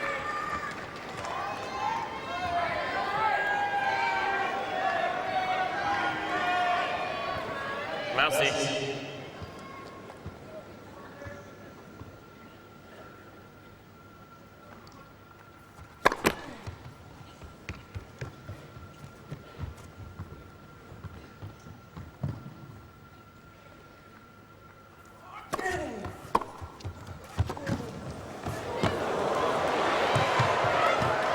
Oh, brilliant.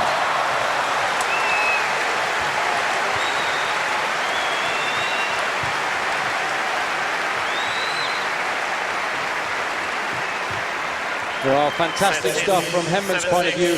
Pavel doing exceptionally well to be able to get that backhand down to Henman's feet, but Henman, such deft hands, and then able to do enough with the forehand volley to give Pavel no time to react, much to his disgust. So a moment of inspiration. It was the forehand return of serve down the line that really did the damage. Here is a third set point.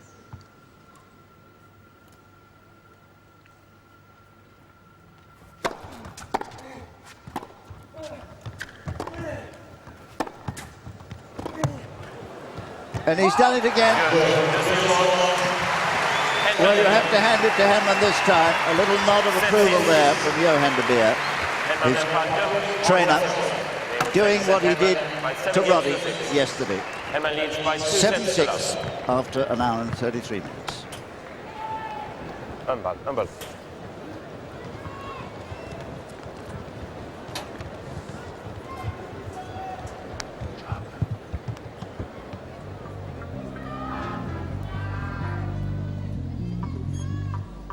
Well, a fantastic set as far as Henman's concerned, still managing to keep his first serve percentage way above his weekly average. It's 60% throughout the week and now 64% in the final today, so he'll be delighted with that. 23 winners and 15 unforced errors, so the ratio there is very good, and he did manage to break Pavel's serve, but Pavel is also serving well, 64% of serves in. That's something that he has improved the longer this match has gone on. 15 winners and 6 unforced errors, so he didn't play a particularly bad set, and he'll be frustrated he wasn't able to take advantage of both of his break points, just the one to get back on level terms, but it was Henman that came through on a very tight tiebreak after just 66 minutes of play. And here again, some Henman winners from the second set.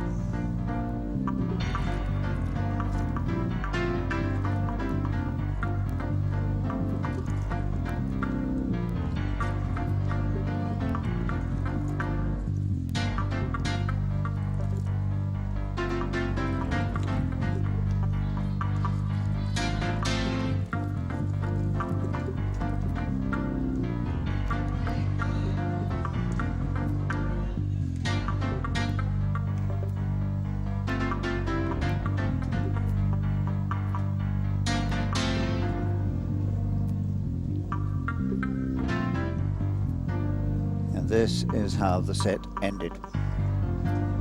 Henman whipping up the back of the ball, charging in, and delighted to see the cross-court backhand fall out. Well, he did well to turn it round, really, when you think about it, and no wonder Johan de Beer was relieved. I think all the British supporters will have been relieved, because he nearly fumbled it. He nearly let it slip, just as he did yesterday, serving for the set. He was broken, playing his worst game of the match so far, and the tie-break lead was allowed to evaporate as well before he re-established his authority with attacking play right at the end. So credit to him, but a question mark too.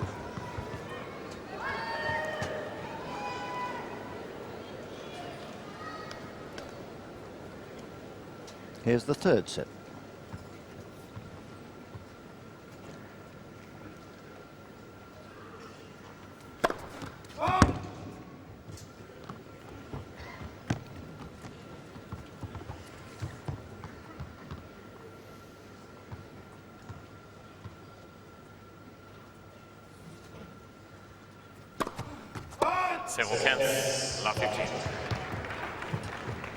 Sometimes it's hard to maintain the level of concentration and intensity, having just won a very tight set, and Henman will certainly have to be on his guard here.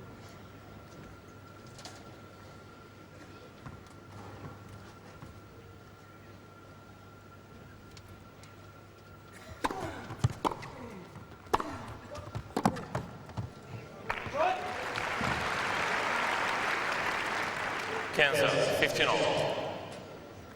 It's such a pity from Pavel's point of view he couldn't turn that set his way, because now, after two long three-setters yesterday and the day before, it will seem an awfully big mountain to climb.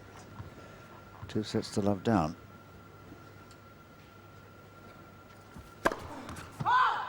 Correction was good.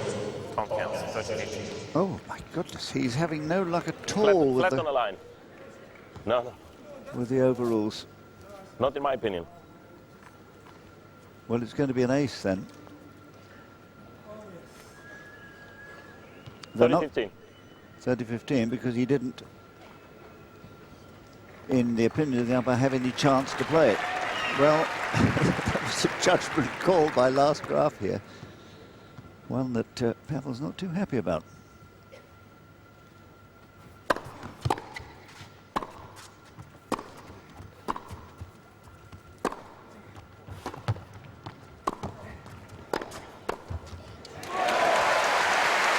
Well played, Pavel. In the circumstances of that disappointment, terrific. Well, that's the key. He was obviously very disappointed with the call, and TMI here showing that the ball was wide, so there was reason for his disappointment.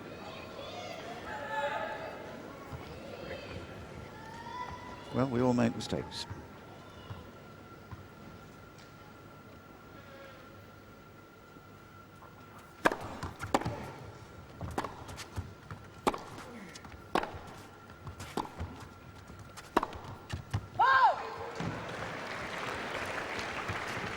Can't count, 30-14.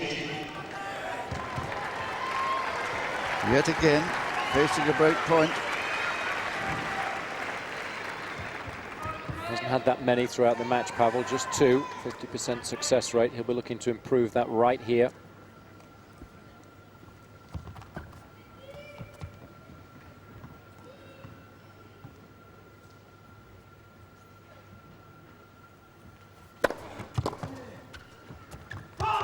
Counter, juice. Having no luck at all with balls near the line. Shows the highest percentage return, the little block. And if you do that, the imperative that you make your opponent play. He'll be disappointed with his inability to be able to make the shot.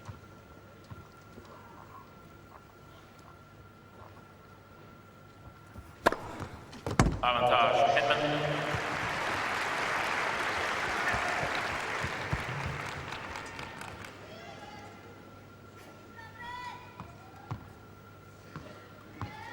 Well, very disappointing for all the Romanian supporters, really.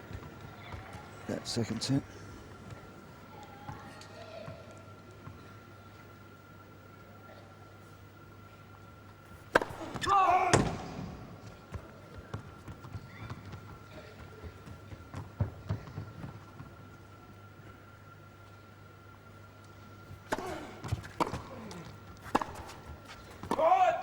Égalité, juice.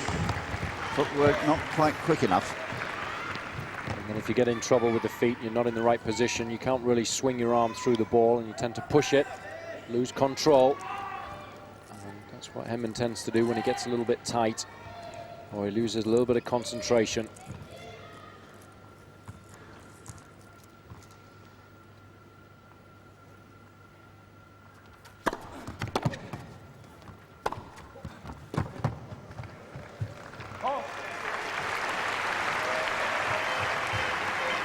Avantage Henman.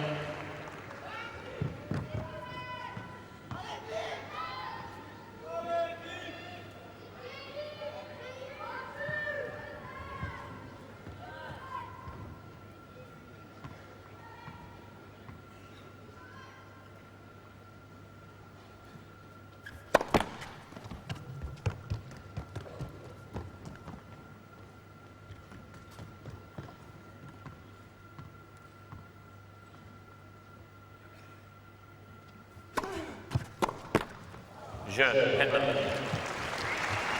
So getting away with it. Premier jeu, 3-0. First game, third set. And I suppose from his point of view, just exactly what he wanted, to have a long game, to be tested and come through it. Well, that's exactly right. And I think if he can now start to fully focus on getting at the Pavel serve, then the match could be over and done with in double quick time, because as you said, John, it's very difficult to see Pavel coming back to win in 5 sets. In his own mind, I think it's probably something that he's finding it hard to come to terms with, given the fact that he's bound to be very tired, hasn't played that many matches this year, and it's very difficult for him to be in tip-top shape, having struggled so much with injury throughout most of the year. Let's premier set. Yes, this is just his 5th tournament back. He started back on the tour in Palermo towards the end of September.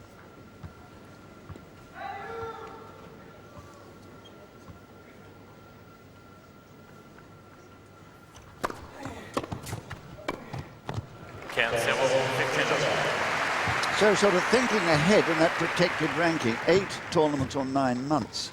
It'll probably mean that he'll just get into the early Australian tournaments, all right? Well, that's exactly what he'll be hoping to do, and do as well as he can in those events.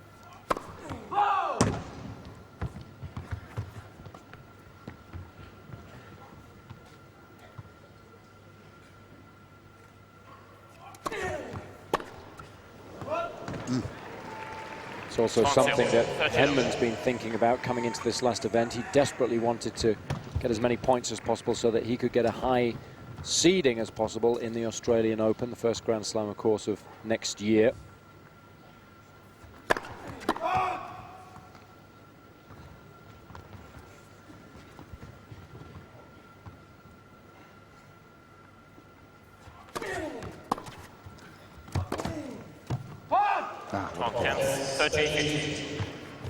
The trusty backhand lets him down. Well, you make a good point there. I mean, I think, looking at the numbers, that if he wins today, he will be probably 14 or 15 or 16, around there on the rankings when they're published tomorrow. If he loses, then he'll be around 19 or 20. So it's a big difference. It certainly is. If he can get in the top 16 seeds for that Grand Slam, that makes a heck of a lot of a difference in those first round opponents.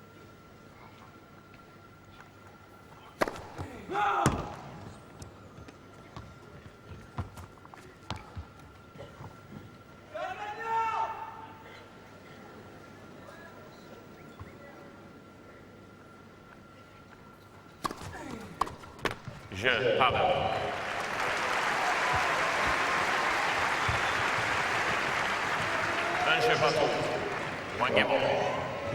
Happy outcome there for Pavel.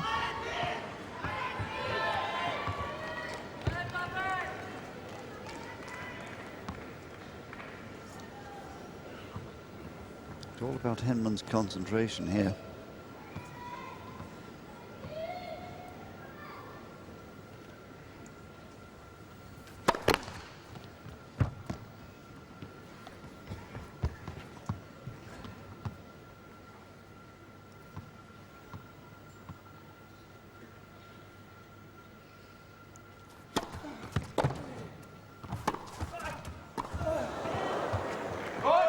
Full marks for effort.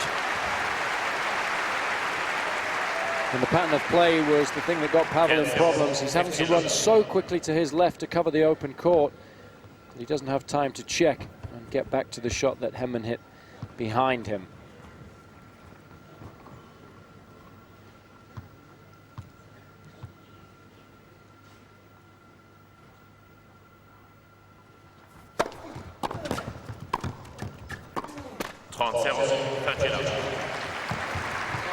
Well, there's a different look again now about Henman. He's returned to the aggressive mode. That's been the big difference, I think, from Henman's point of view this week. Why he's been so effective against the best players in the world, because he's stuck to his game plan, played it very well indeed, and he's been able to hurt his opponents. They've been afraid of playing him, particularly on this surface. And that hasn't always been the case in the last 18 months.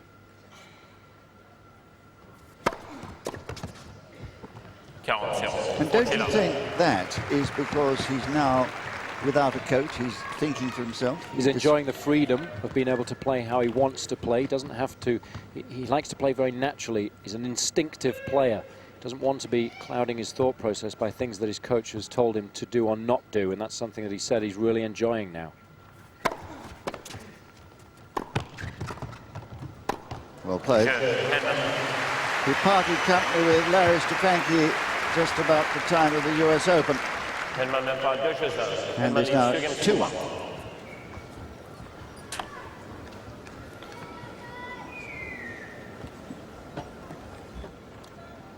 Well, he certainly is playing a lot more aggressively, and it's something that is working to his advantage. The serve, of course, is the basis of his game plan. Likes to come into the net as much as possible. He's been hurting Pavel by varying the accuracy of the serve and moving in behind it. Pavel, more often than not, has been playing defensively much of the time, and Henman is so good overhead that it leaves Pavel having to play high-risk shots in order to try and get the ball past Henman much of the time. And that's exactly what a serve and volleyer or a chip charge player wants. He wants to force his opponent to try and take risks in order to win the point, to go down the line, to change direction on the ball, to hit over the high part of the net. It's all about percentage play when you're serving and volleying and coming into the net. You want to win the majority of points, and you want to cut out your unforced errors so that you're forcing your opponent to try and hit a winning shot in order to win the rally. And that's exactly why Henman has been so successful this week.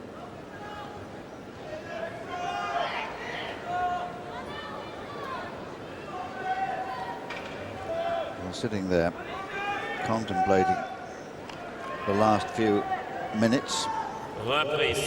Pleased, I think, that he has refocused. Pavel did need to take advantage of that little lapse that we saw at the beginning of this third set. It was an inevitable. You always sigh a huge sigh of relief having just won a very tight set, and that's when more often than not opponents can take advantage, particularly in 5-set matches, but Pavel hasn't been able to do so as yet.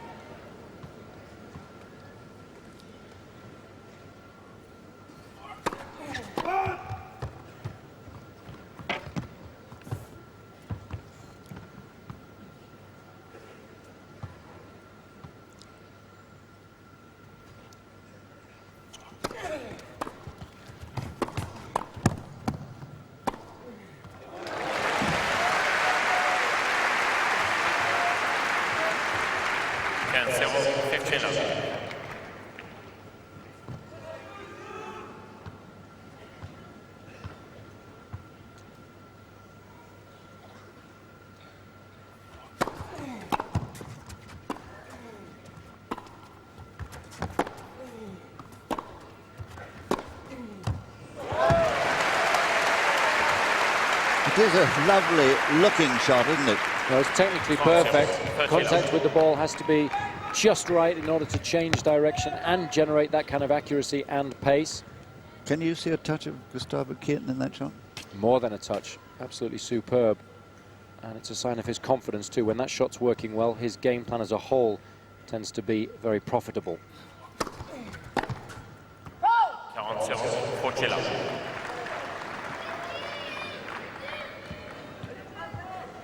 All good players, and certainly great players, have at least one match-winning shot. You've got to have it these days. Any day, never mind these days.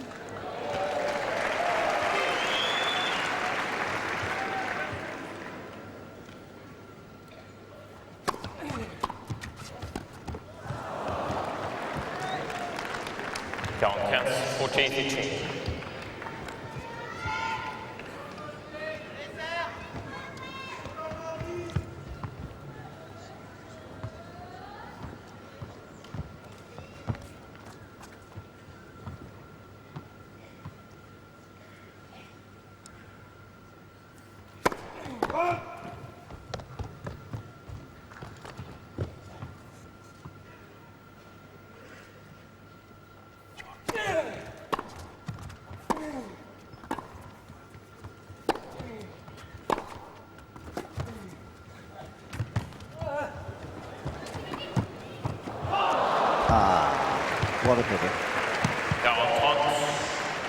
40-30.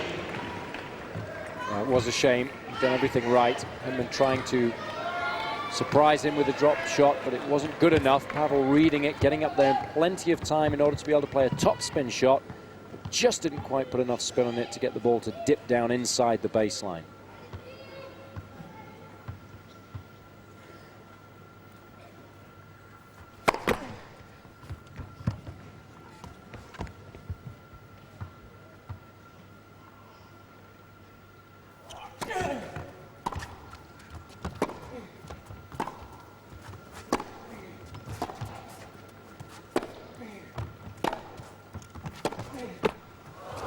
Now, again, having no luck at all. And it's frustrating him. The calls have all gone against him today. The net doesn't seem to like him. It stays like this when you have to find a way to win.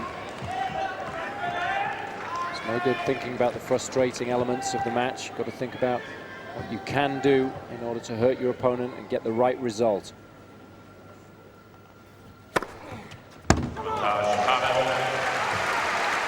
Well, full marks, undismayed, and at 196 kilometers per hour, his fourth ace.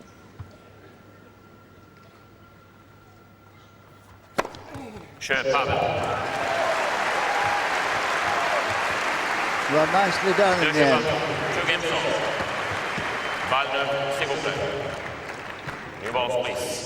Finding a couple of key serves at the right time. Well, this is when Pavel obviously thinks he needs a rest, but it's when he needs to make a move as Henman goes to change his racket, as is his wont when the new balls come out, because he's just lost a little bit of tension in the old racket, and the new balls do travel through the air a little bit quicker, and they skid off this court, so that he just changes to a slightly tighter racket, which will give him a little bit more control. Courtesy demands that one player shows the new balls to the other.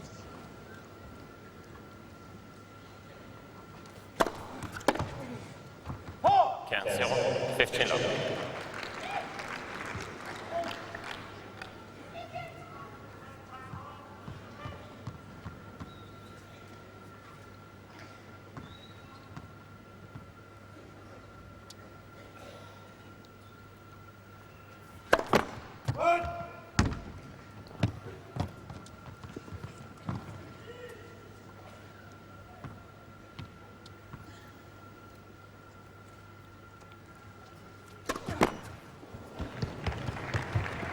Cancel. 15 all.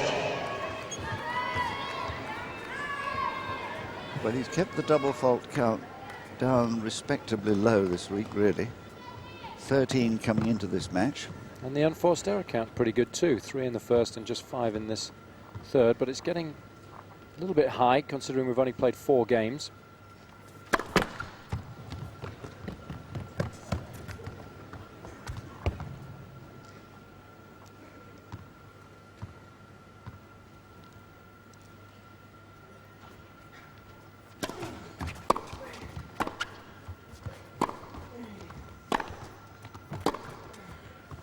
13-15. Must seem a very long way to victory for him. 2 sets down, 2-all, and Henman back in aggressive mode.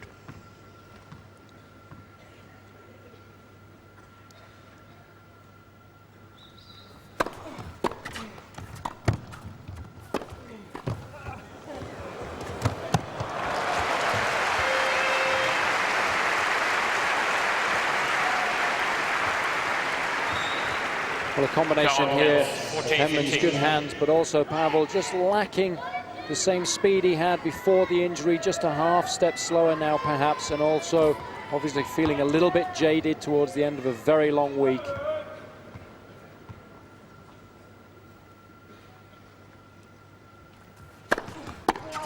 Henman. And a good serve that.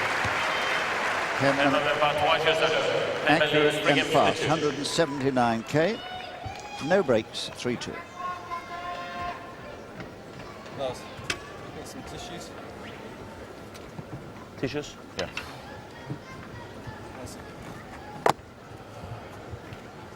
And he has there the sports drink that contains those little trace elements as he enjoys. There's the presidential box with the dignitaries in it. President Beam in the front row, and there's Sylvain Wiltor again, and I'm told a famous French comedian there with him. Well, not yet. On the way, perhaps, but chickens must not be counted. Still a little bit of tennis to be played in this match. What Pavel has to do is just concentrate on every point, stay in the present, not worry about the mountain he has to climb.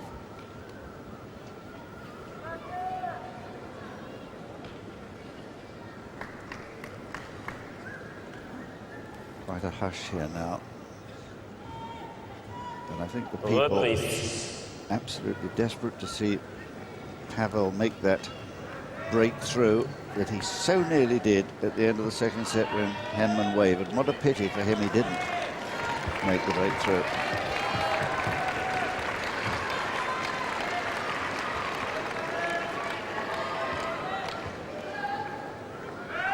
No breaks, 2-3.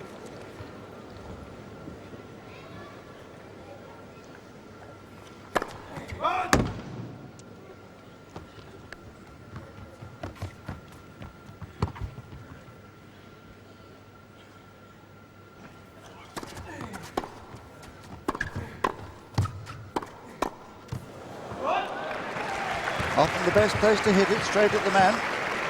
As long as you generate enough pace, then the shot definitely is an effective tactic. And here Henman not doing enough with the first ball. He wasn't deep enough. And Pavel, obviously on his backhand, is able to generate a little bit more pace than Henman liked.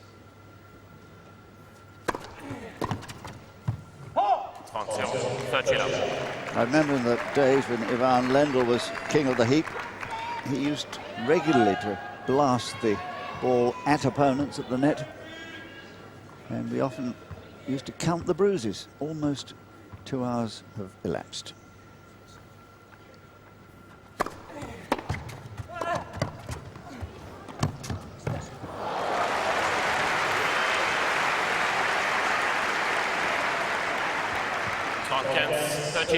Henman here benefiting from a volley that dropped much shorter than Pavel had intended.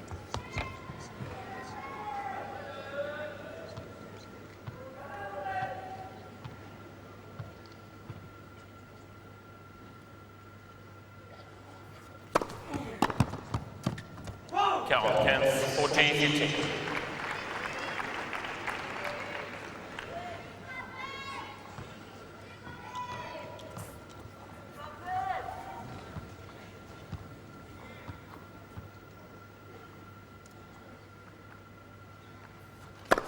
Left, premier service.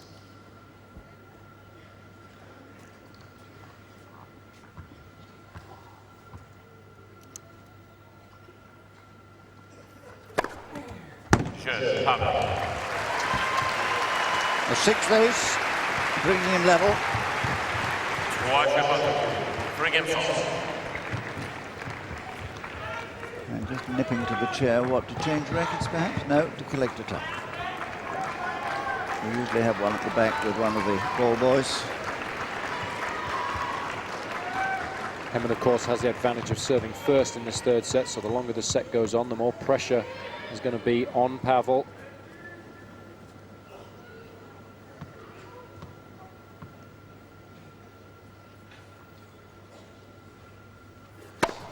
Cancelo, 15 up.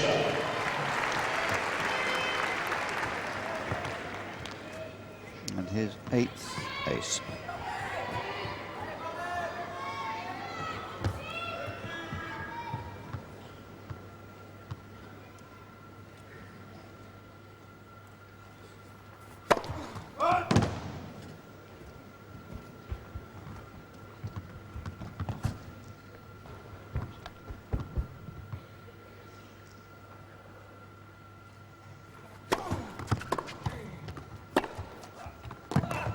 And the back are hitting the forehand aggressively and potently again. Well, that's the key for Henman. He does tend to make unforced errors sometimes off the forehand when not particularly confident, but today he has made unforced errors off it, but he's also hit a lot of winners too, so it's been a very effective shot for him.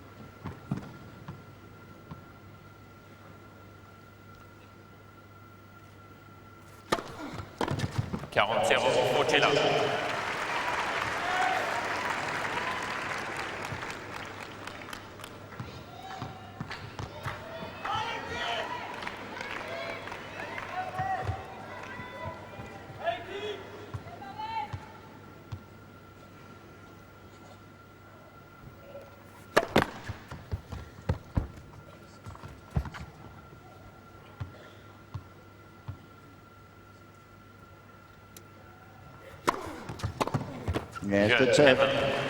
Deep, fast, accurate.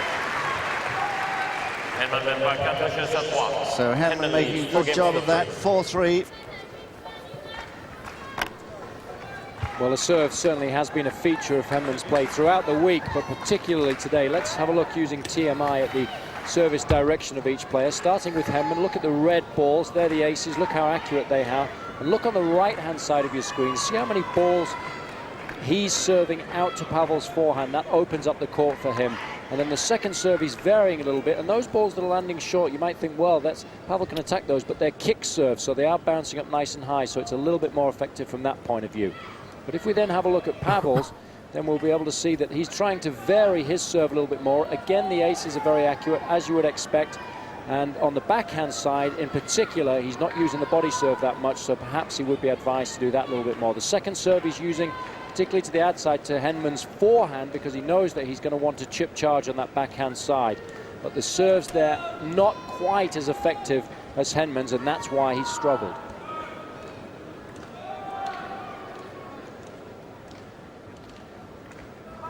Well, I think everybody's delighted to see Andrei Pavel back in action on the tour after that 6-month layoff necessitated by the wrist injury. And he came on today with the wrist strapped. He's concealed it by putting the big sweatbands over the strapping, but it is strapped. And more as a precautionary measure, I suspect, than anything else.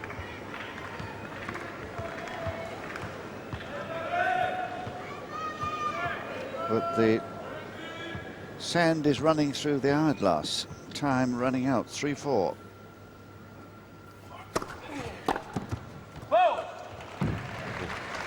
Cancel, 15 up.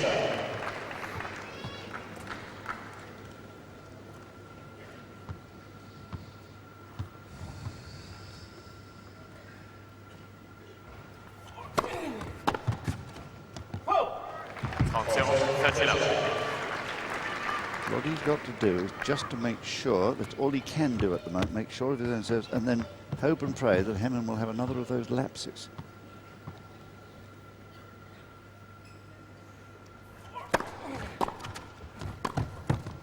Yes, good tennis.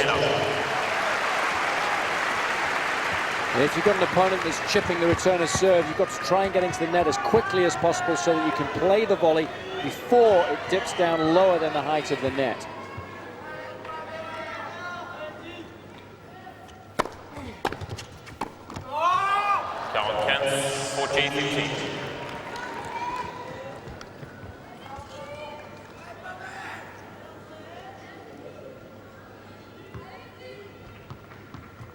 Both players have had success from the net. Henman much more so than Pavel, even though they've come in about the same amount of times. 48 for Henman to 46 for Pavel.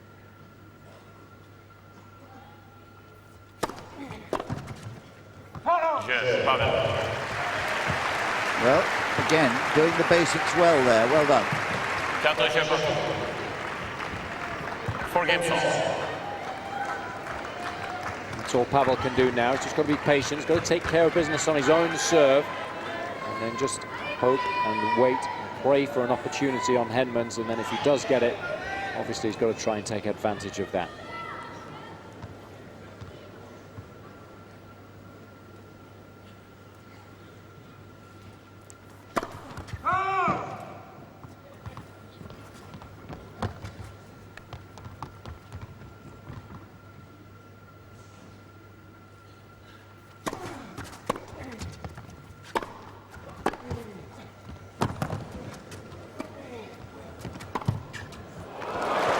That is so unlucky for Pavel.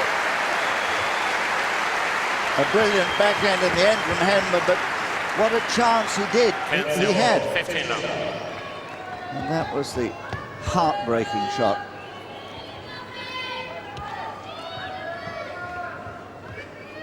Well, TM, thinks that's out. Well, even more unlucky. He's had absolutely no luck at all with the line calls.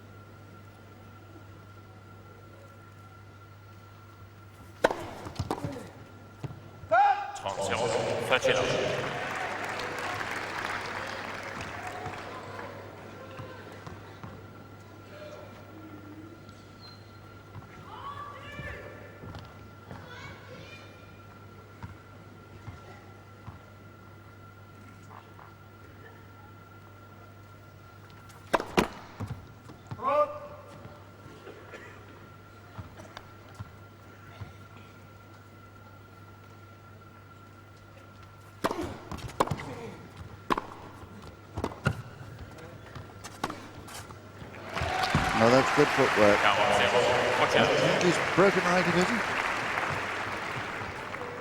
he? No, it's the little vibration dampener that sits there at the throat of the racket that had fallen out.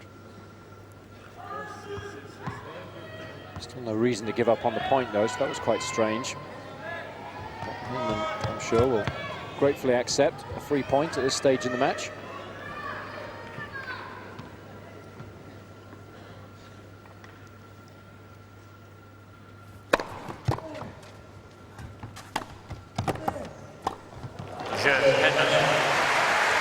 And Henman doing just what he had to do, very professionally. A love service game to take him to 5-4.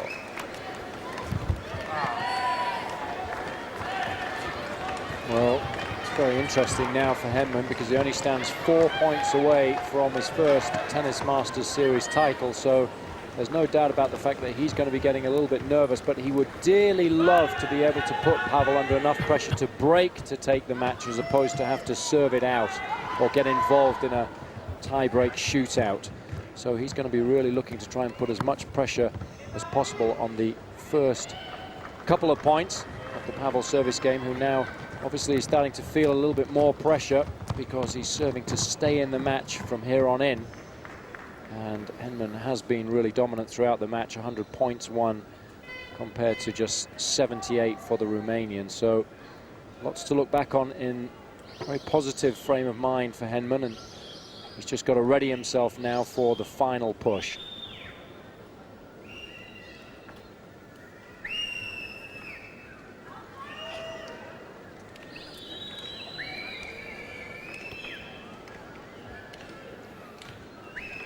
And as those eyes stare ahead, focus is what he needs right now. Reprise. And for Pavel, the objective must be another convincing service game like his last. And then hope again for a lapse from Henman.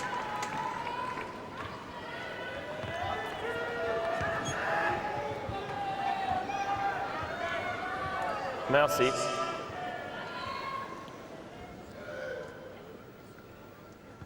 Four, 5.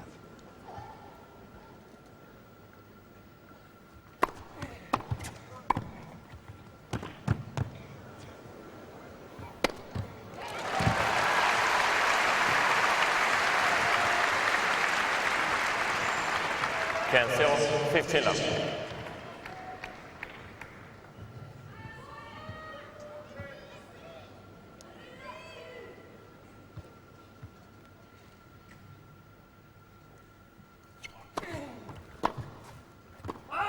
Zero, 30 love. Nothing on that serve, really. 135 kilometers an hour only, but Henman unable to take advantage of it. Nice change-up from Pavel. Got to keep varying the pace with which you serve at your opponent to keep them guessing. Oh, brilliant. And worth the applause. Deserving of it. Unbelievable hands here because the return was nice and deep. And Pavel was stranded just inside the baseline, so therefore he had to half volley the shot. But did so very well indeed.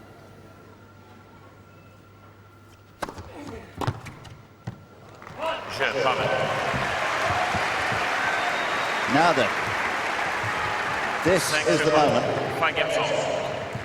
when he's got to strike.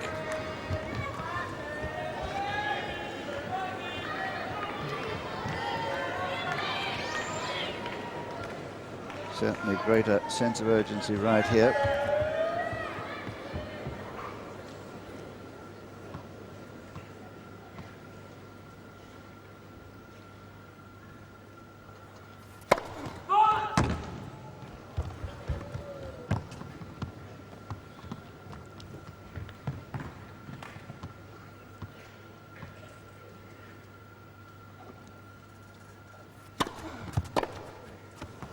Cancel, 15 love. Well, that's so unfortunate for Pavel. The serve wasn't a particularly good one. And he's got to take advantage of those opportunities. Henman has served well throughout the match and throughout the week, but Pavel has to take advantage of those second serves that aren't directed as well as Henman would like.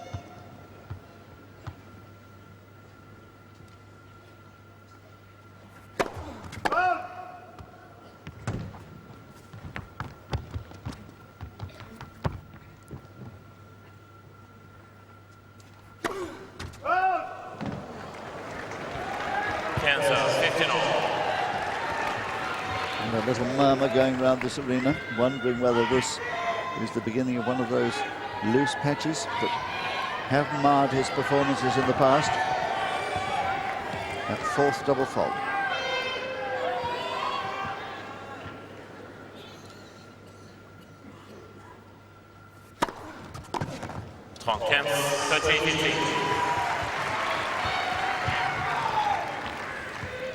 But a better serve there.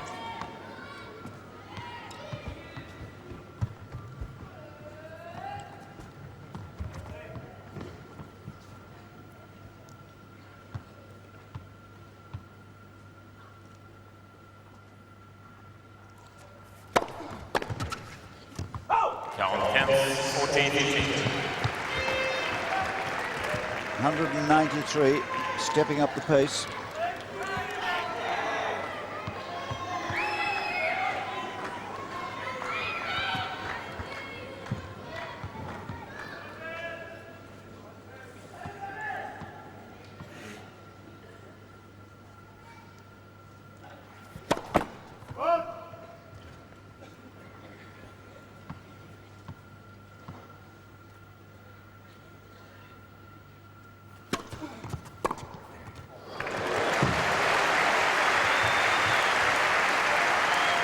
Well, the key to this return of serve is contact out in front of the body and the racket head to be slightly in front of the wrist.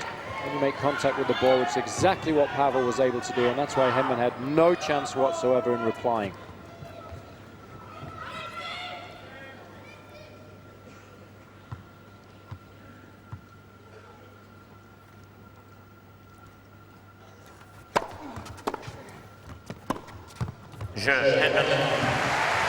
Got no sign of weakening at that time. So Pavel simply now must take this into a tiebreak. 6 games to 5.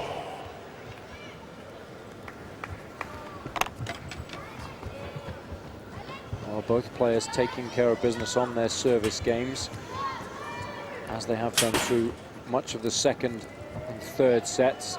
This court does lend itself to the server having a lot of success on their own delivery because of the speed of the court and the fact that the ball stays low. It's a rubber type surface which is laid on a wooden platform, so the ball doesn't bounce anywhere near as high as the players get used to playing on, say, a hard court or obviously continental clay. And that's why players like Henman and Pavel, who play an all-court game, have a distinct advantage at this time of the year. But they also have the distinct advantage of the fact that they haven't played full seasons, and so therefore they're a lot fresher than a lot of their fellow players, and I think that's one of the reasons why they've both enjoyed a lot of success this week. But still a little bit of tennis to be played, particularly if Pavel's going to stay in the match.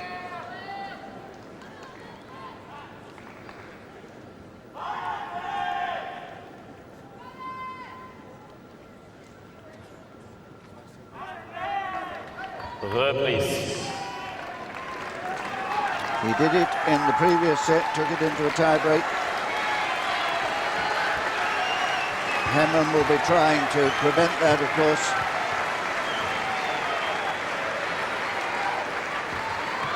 Just 4 points again from Henman and his first Masters Series win.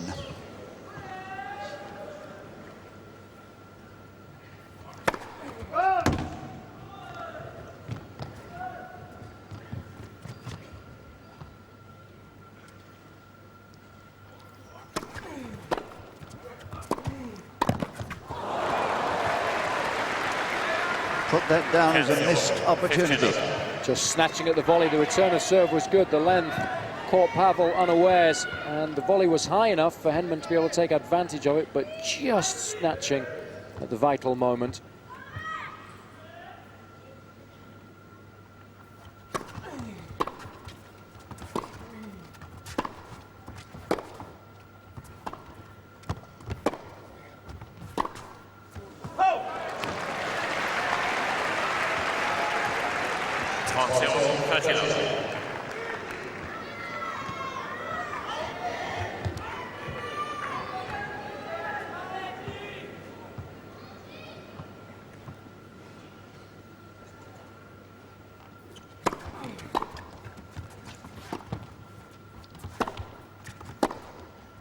Too good. It's okay to try and run around your backhand, but if you go down the line from the left-hand side of the court, it does open up the cross-court for your opponent.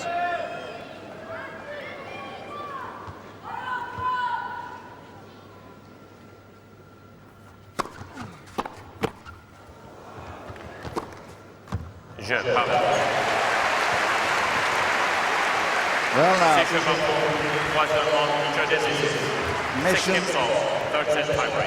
mission accomplished, taking this into the tiebreak.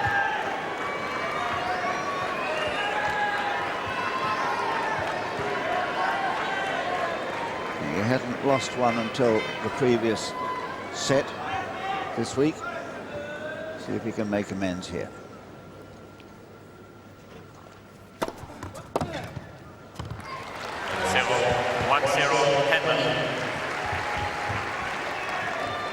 And the stats are something like 60% of the sets where the player wins the first point are won by that player.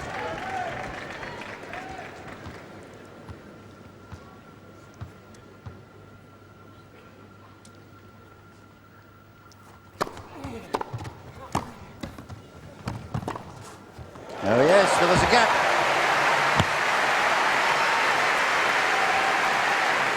If you go deep cross-court with the first volley and it's not a winning shot, it does open up the angles for your opponent, and Pavel paying the price for not doing enough with the first volley.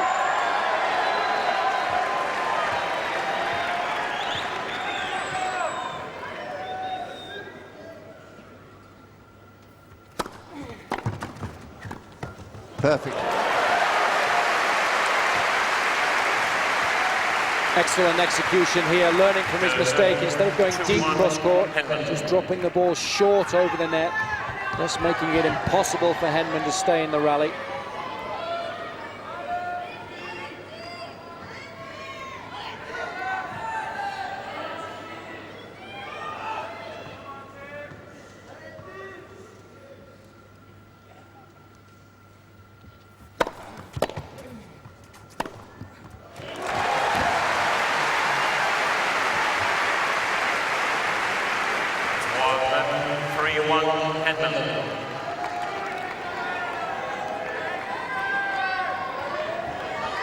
First serve percentage been very, very good today. 63% should I say, at the moment.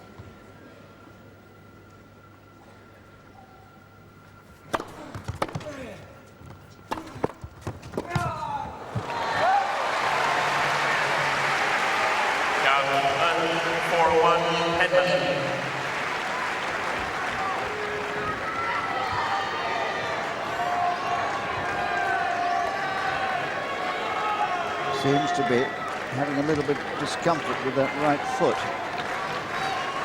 Hope he hasn't twisted the ankle.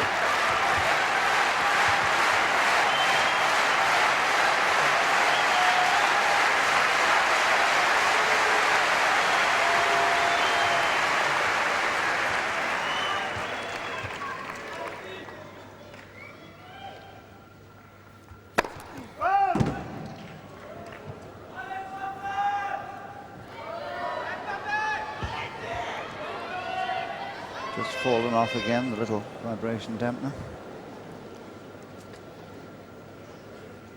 Nuisance when that happens.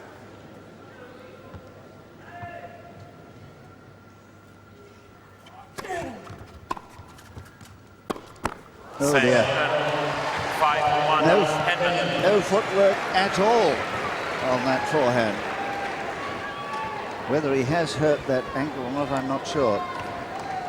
He certainly wasn't moving at all. A little distracted perhaps by having to break the rhythm between the first and the second serve to pick up the vibration dampener, and now really for Henman it's a case of remaining focused.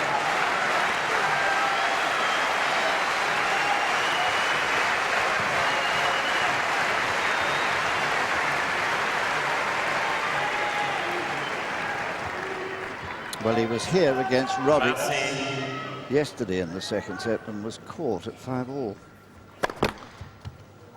Let's premier service. Willing him on.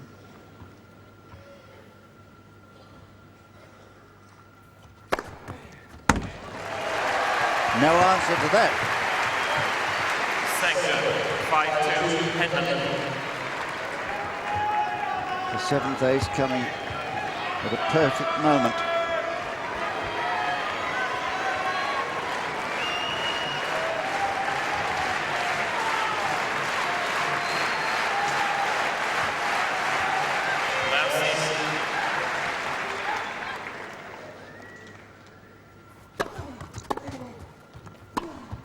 No, it took it.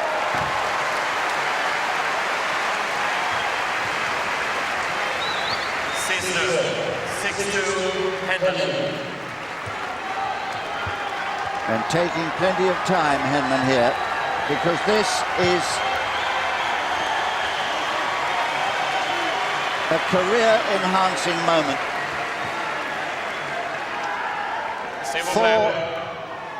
Four championship points.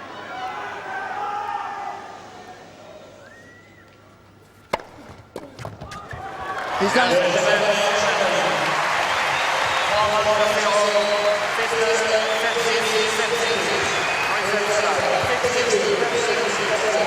Absolute joy on Henman's face and on those of his supporters. Johan de Beer there, part of the team that has brought him a first Masters Series title at last. His third final and his first victory. And he did it well.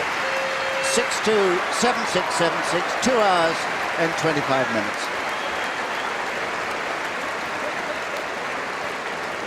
Well, it wasn't the best final in the world by any stretch of the imagination, but Tim Henman won't worry about that.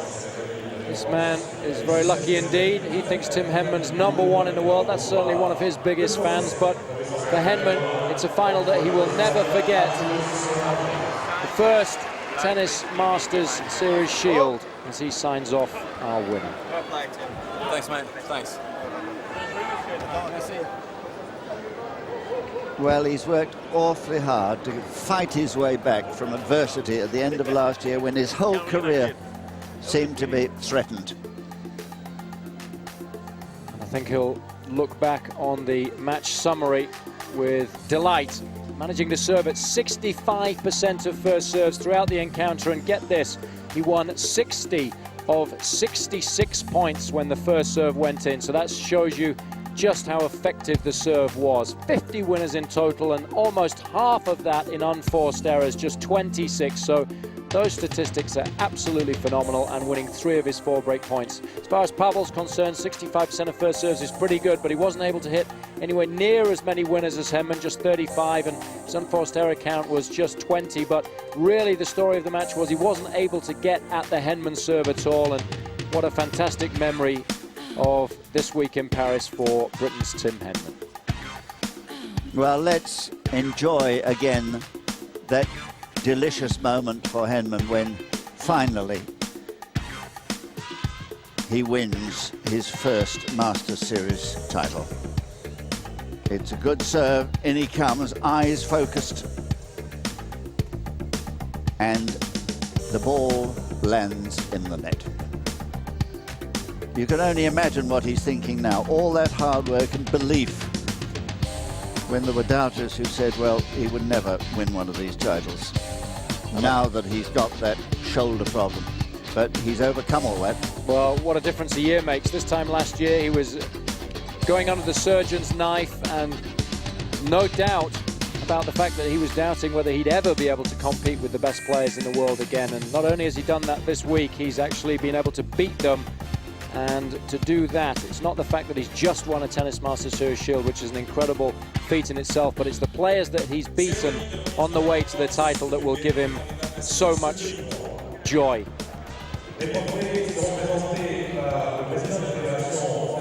Monsieur Christian Bim, accompagné de la championne du monde du 4x100 mètres en août au Stade de France avec l'équipe de France, Muriel Urtis.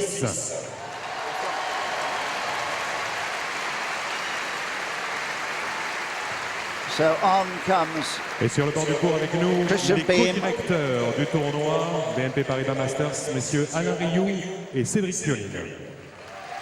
Christian Bim, who is the president of the French Tennis Federation, along with Muriel Hertis there, Finaliste de ce BNP member Paribas of Masters the 2003, 4x1. Andrei Pavel.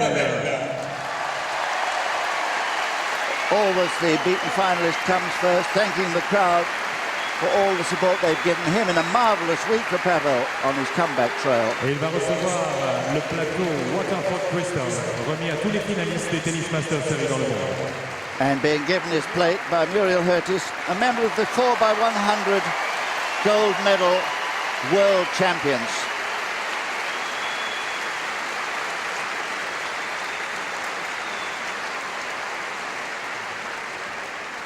Vainqueur de ce BNP Paribas Masters 2003, il remporte son premier Tennis Masters Series, Tim Henman. And what a moment this for the 29-year-old British #1. At last, a shield and this marvellous tree. Offert à tous les vainqueurs des BNP Paribas Masters. A kiss from Muriel there, and a handshake from the president of the French Tennis Federation, Christian Bim.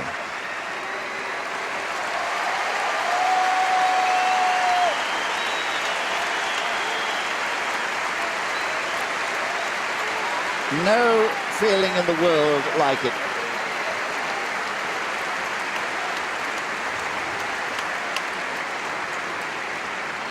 Il va recevoir également le trophée Waterford Crystal offert à tous les vainqueurs des Tennis Master Series dans le monde. Le bouclier Waterford Crystal. Le voici. And this will sit very proudly on the mantelpiece at home. The first Masters Shield that seemed to be so elusive after those two defeats in finals back in 2000 in Cincinnati and last year at Indian Wells. Un petit mot tout d'abord avec Andrei Pavel. What can I say? I had a beautiful week in Paris. Je peux dire que j'ai passé une très bonne semaine à Paris. Why you stop me all the time? M'arrête pas comme ça. So I think the spectators in Paris, you guys are great, and it's been a pleasure to play here. Vous avez été superbe tout au long de la semaine avec moi. And I have to say this tournament is one of the most beautiful tournaments on earth, and I have to say also thank you to the ball kids and line umpires and everybody. They did a great job, and see you next year. I hope I'm gonna play the same like this. Je voudrais dire que c'est l'un des plus beaux tournois sur la Terre. Je voudrais remercier tout le monde, les ramasseurs de balles, les juges de ligne, tous les gens qui l'organisent. Merci. Well, nicely done. Such a popular man. F Henman. Thank you.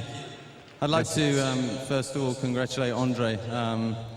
He's had a great week and he's won one of these tournaments before, so it was very kind of him that he could let me get a trophy on my board. Je voudrais tout d'abord féliciter Andrei. Il a fait une superbe semaine et je voudrais lui dire merci parce qu'il avait déjà gagné un Tennis Master Series de m'avoir laissé gagner celui-ci. C'est mon premier.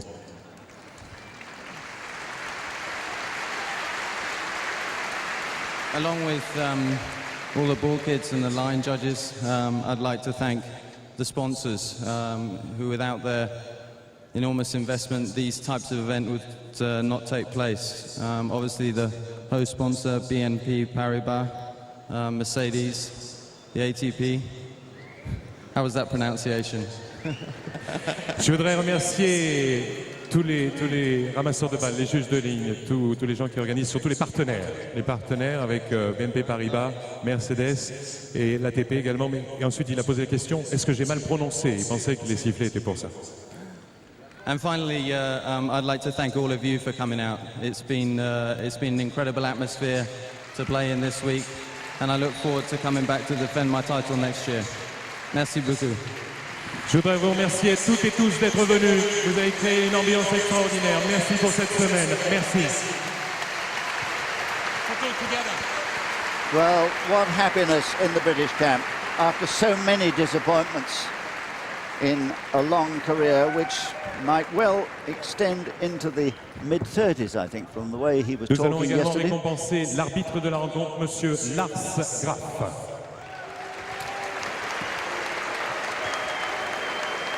And the umpire is getting a presentation trophy there from Christian Beam, last graph, something to put on his mantelpiece at home in Borstad.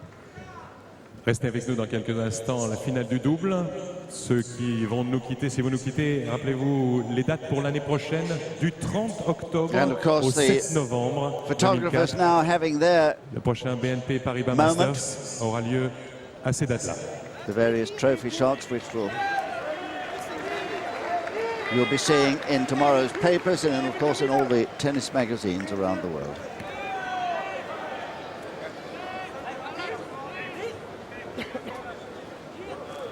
But it's been a really wonderful week, this. Henman's list of victories so complete. And finishing it off Je veux in vous some applaudir encore style une and fois straight Tim sets. Henman, Andrei Pavel pour cette finale et on va laisser repartir sous vos applaudissements dans quelques instants. First it was Davydenko, then it was Et en Grosjean, musique, then Kip, le then vainqueur Federer, then Tim Roddick. Henman. And today it was Pavel.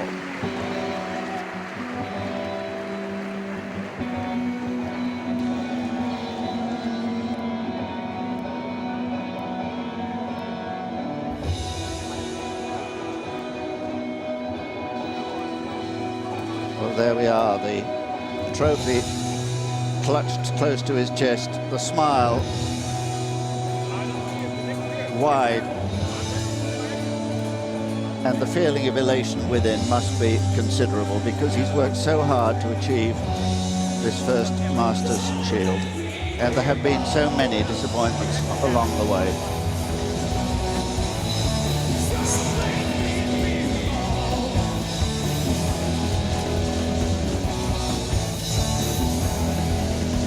I don't think he'll stop smiling now until Christmas.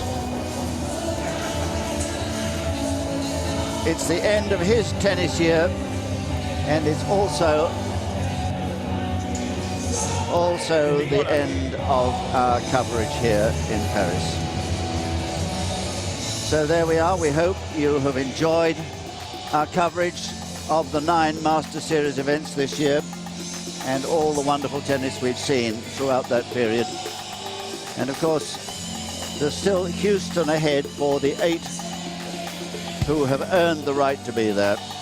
But for us, we'll be seeing you again next March, when business begins again as usual at Indian Wells in the Californian desert, with the best players in the world, the first of next year's Master Series. I hope you'll be able to join us then.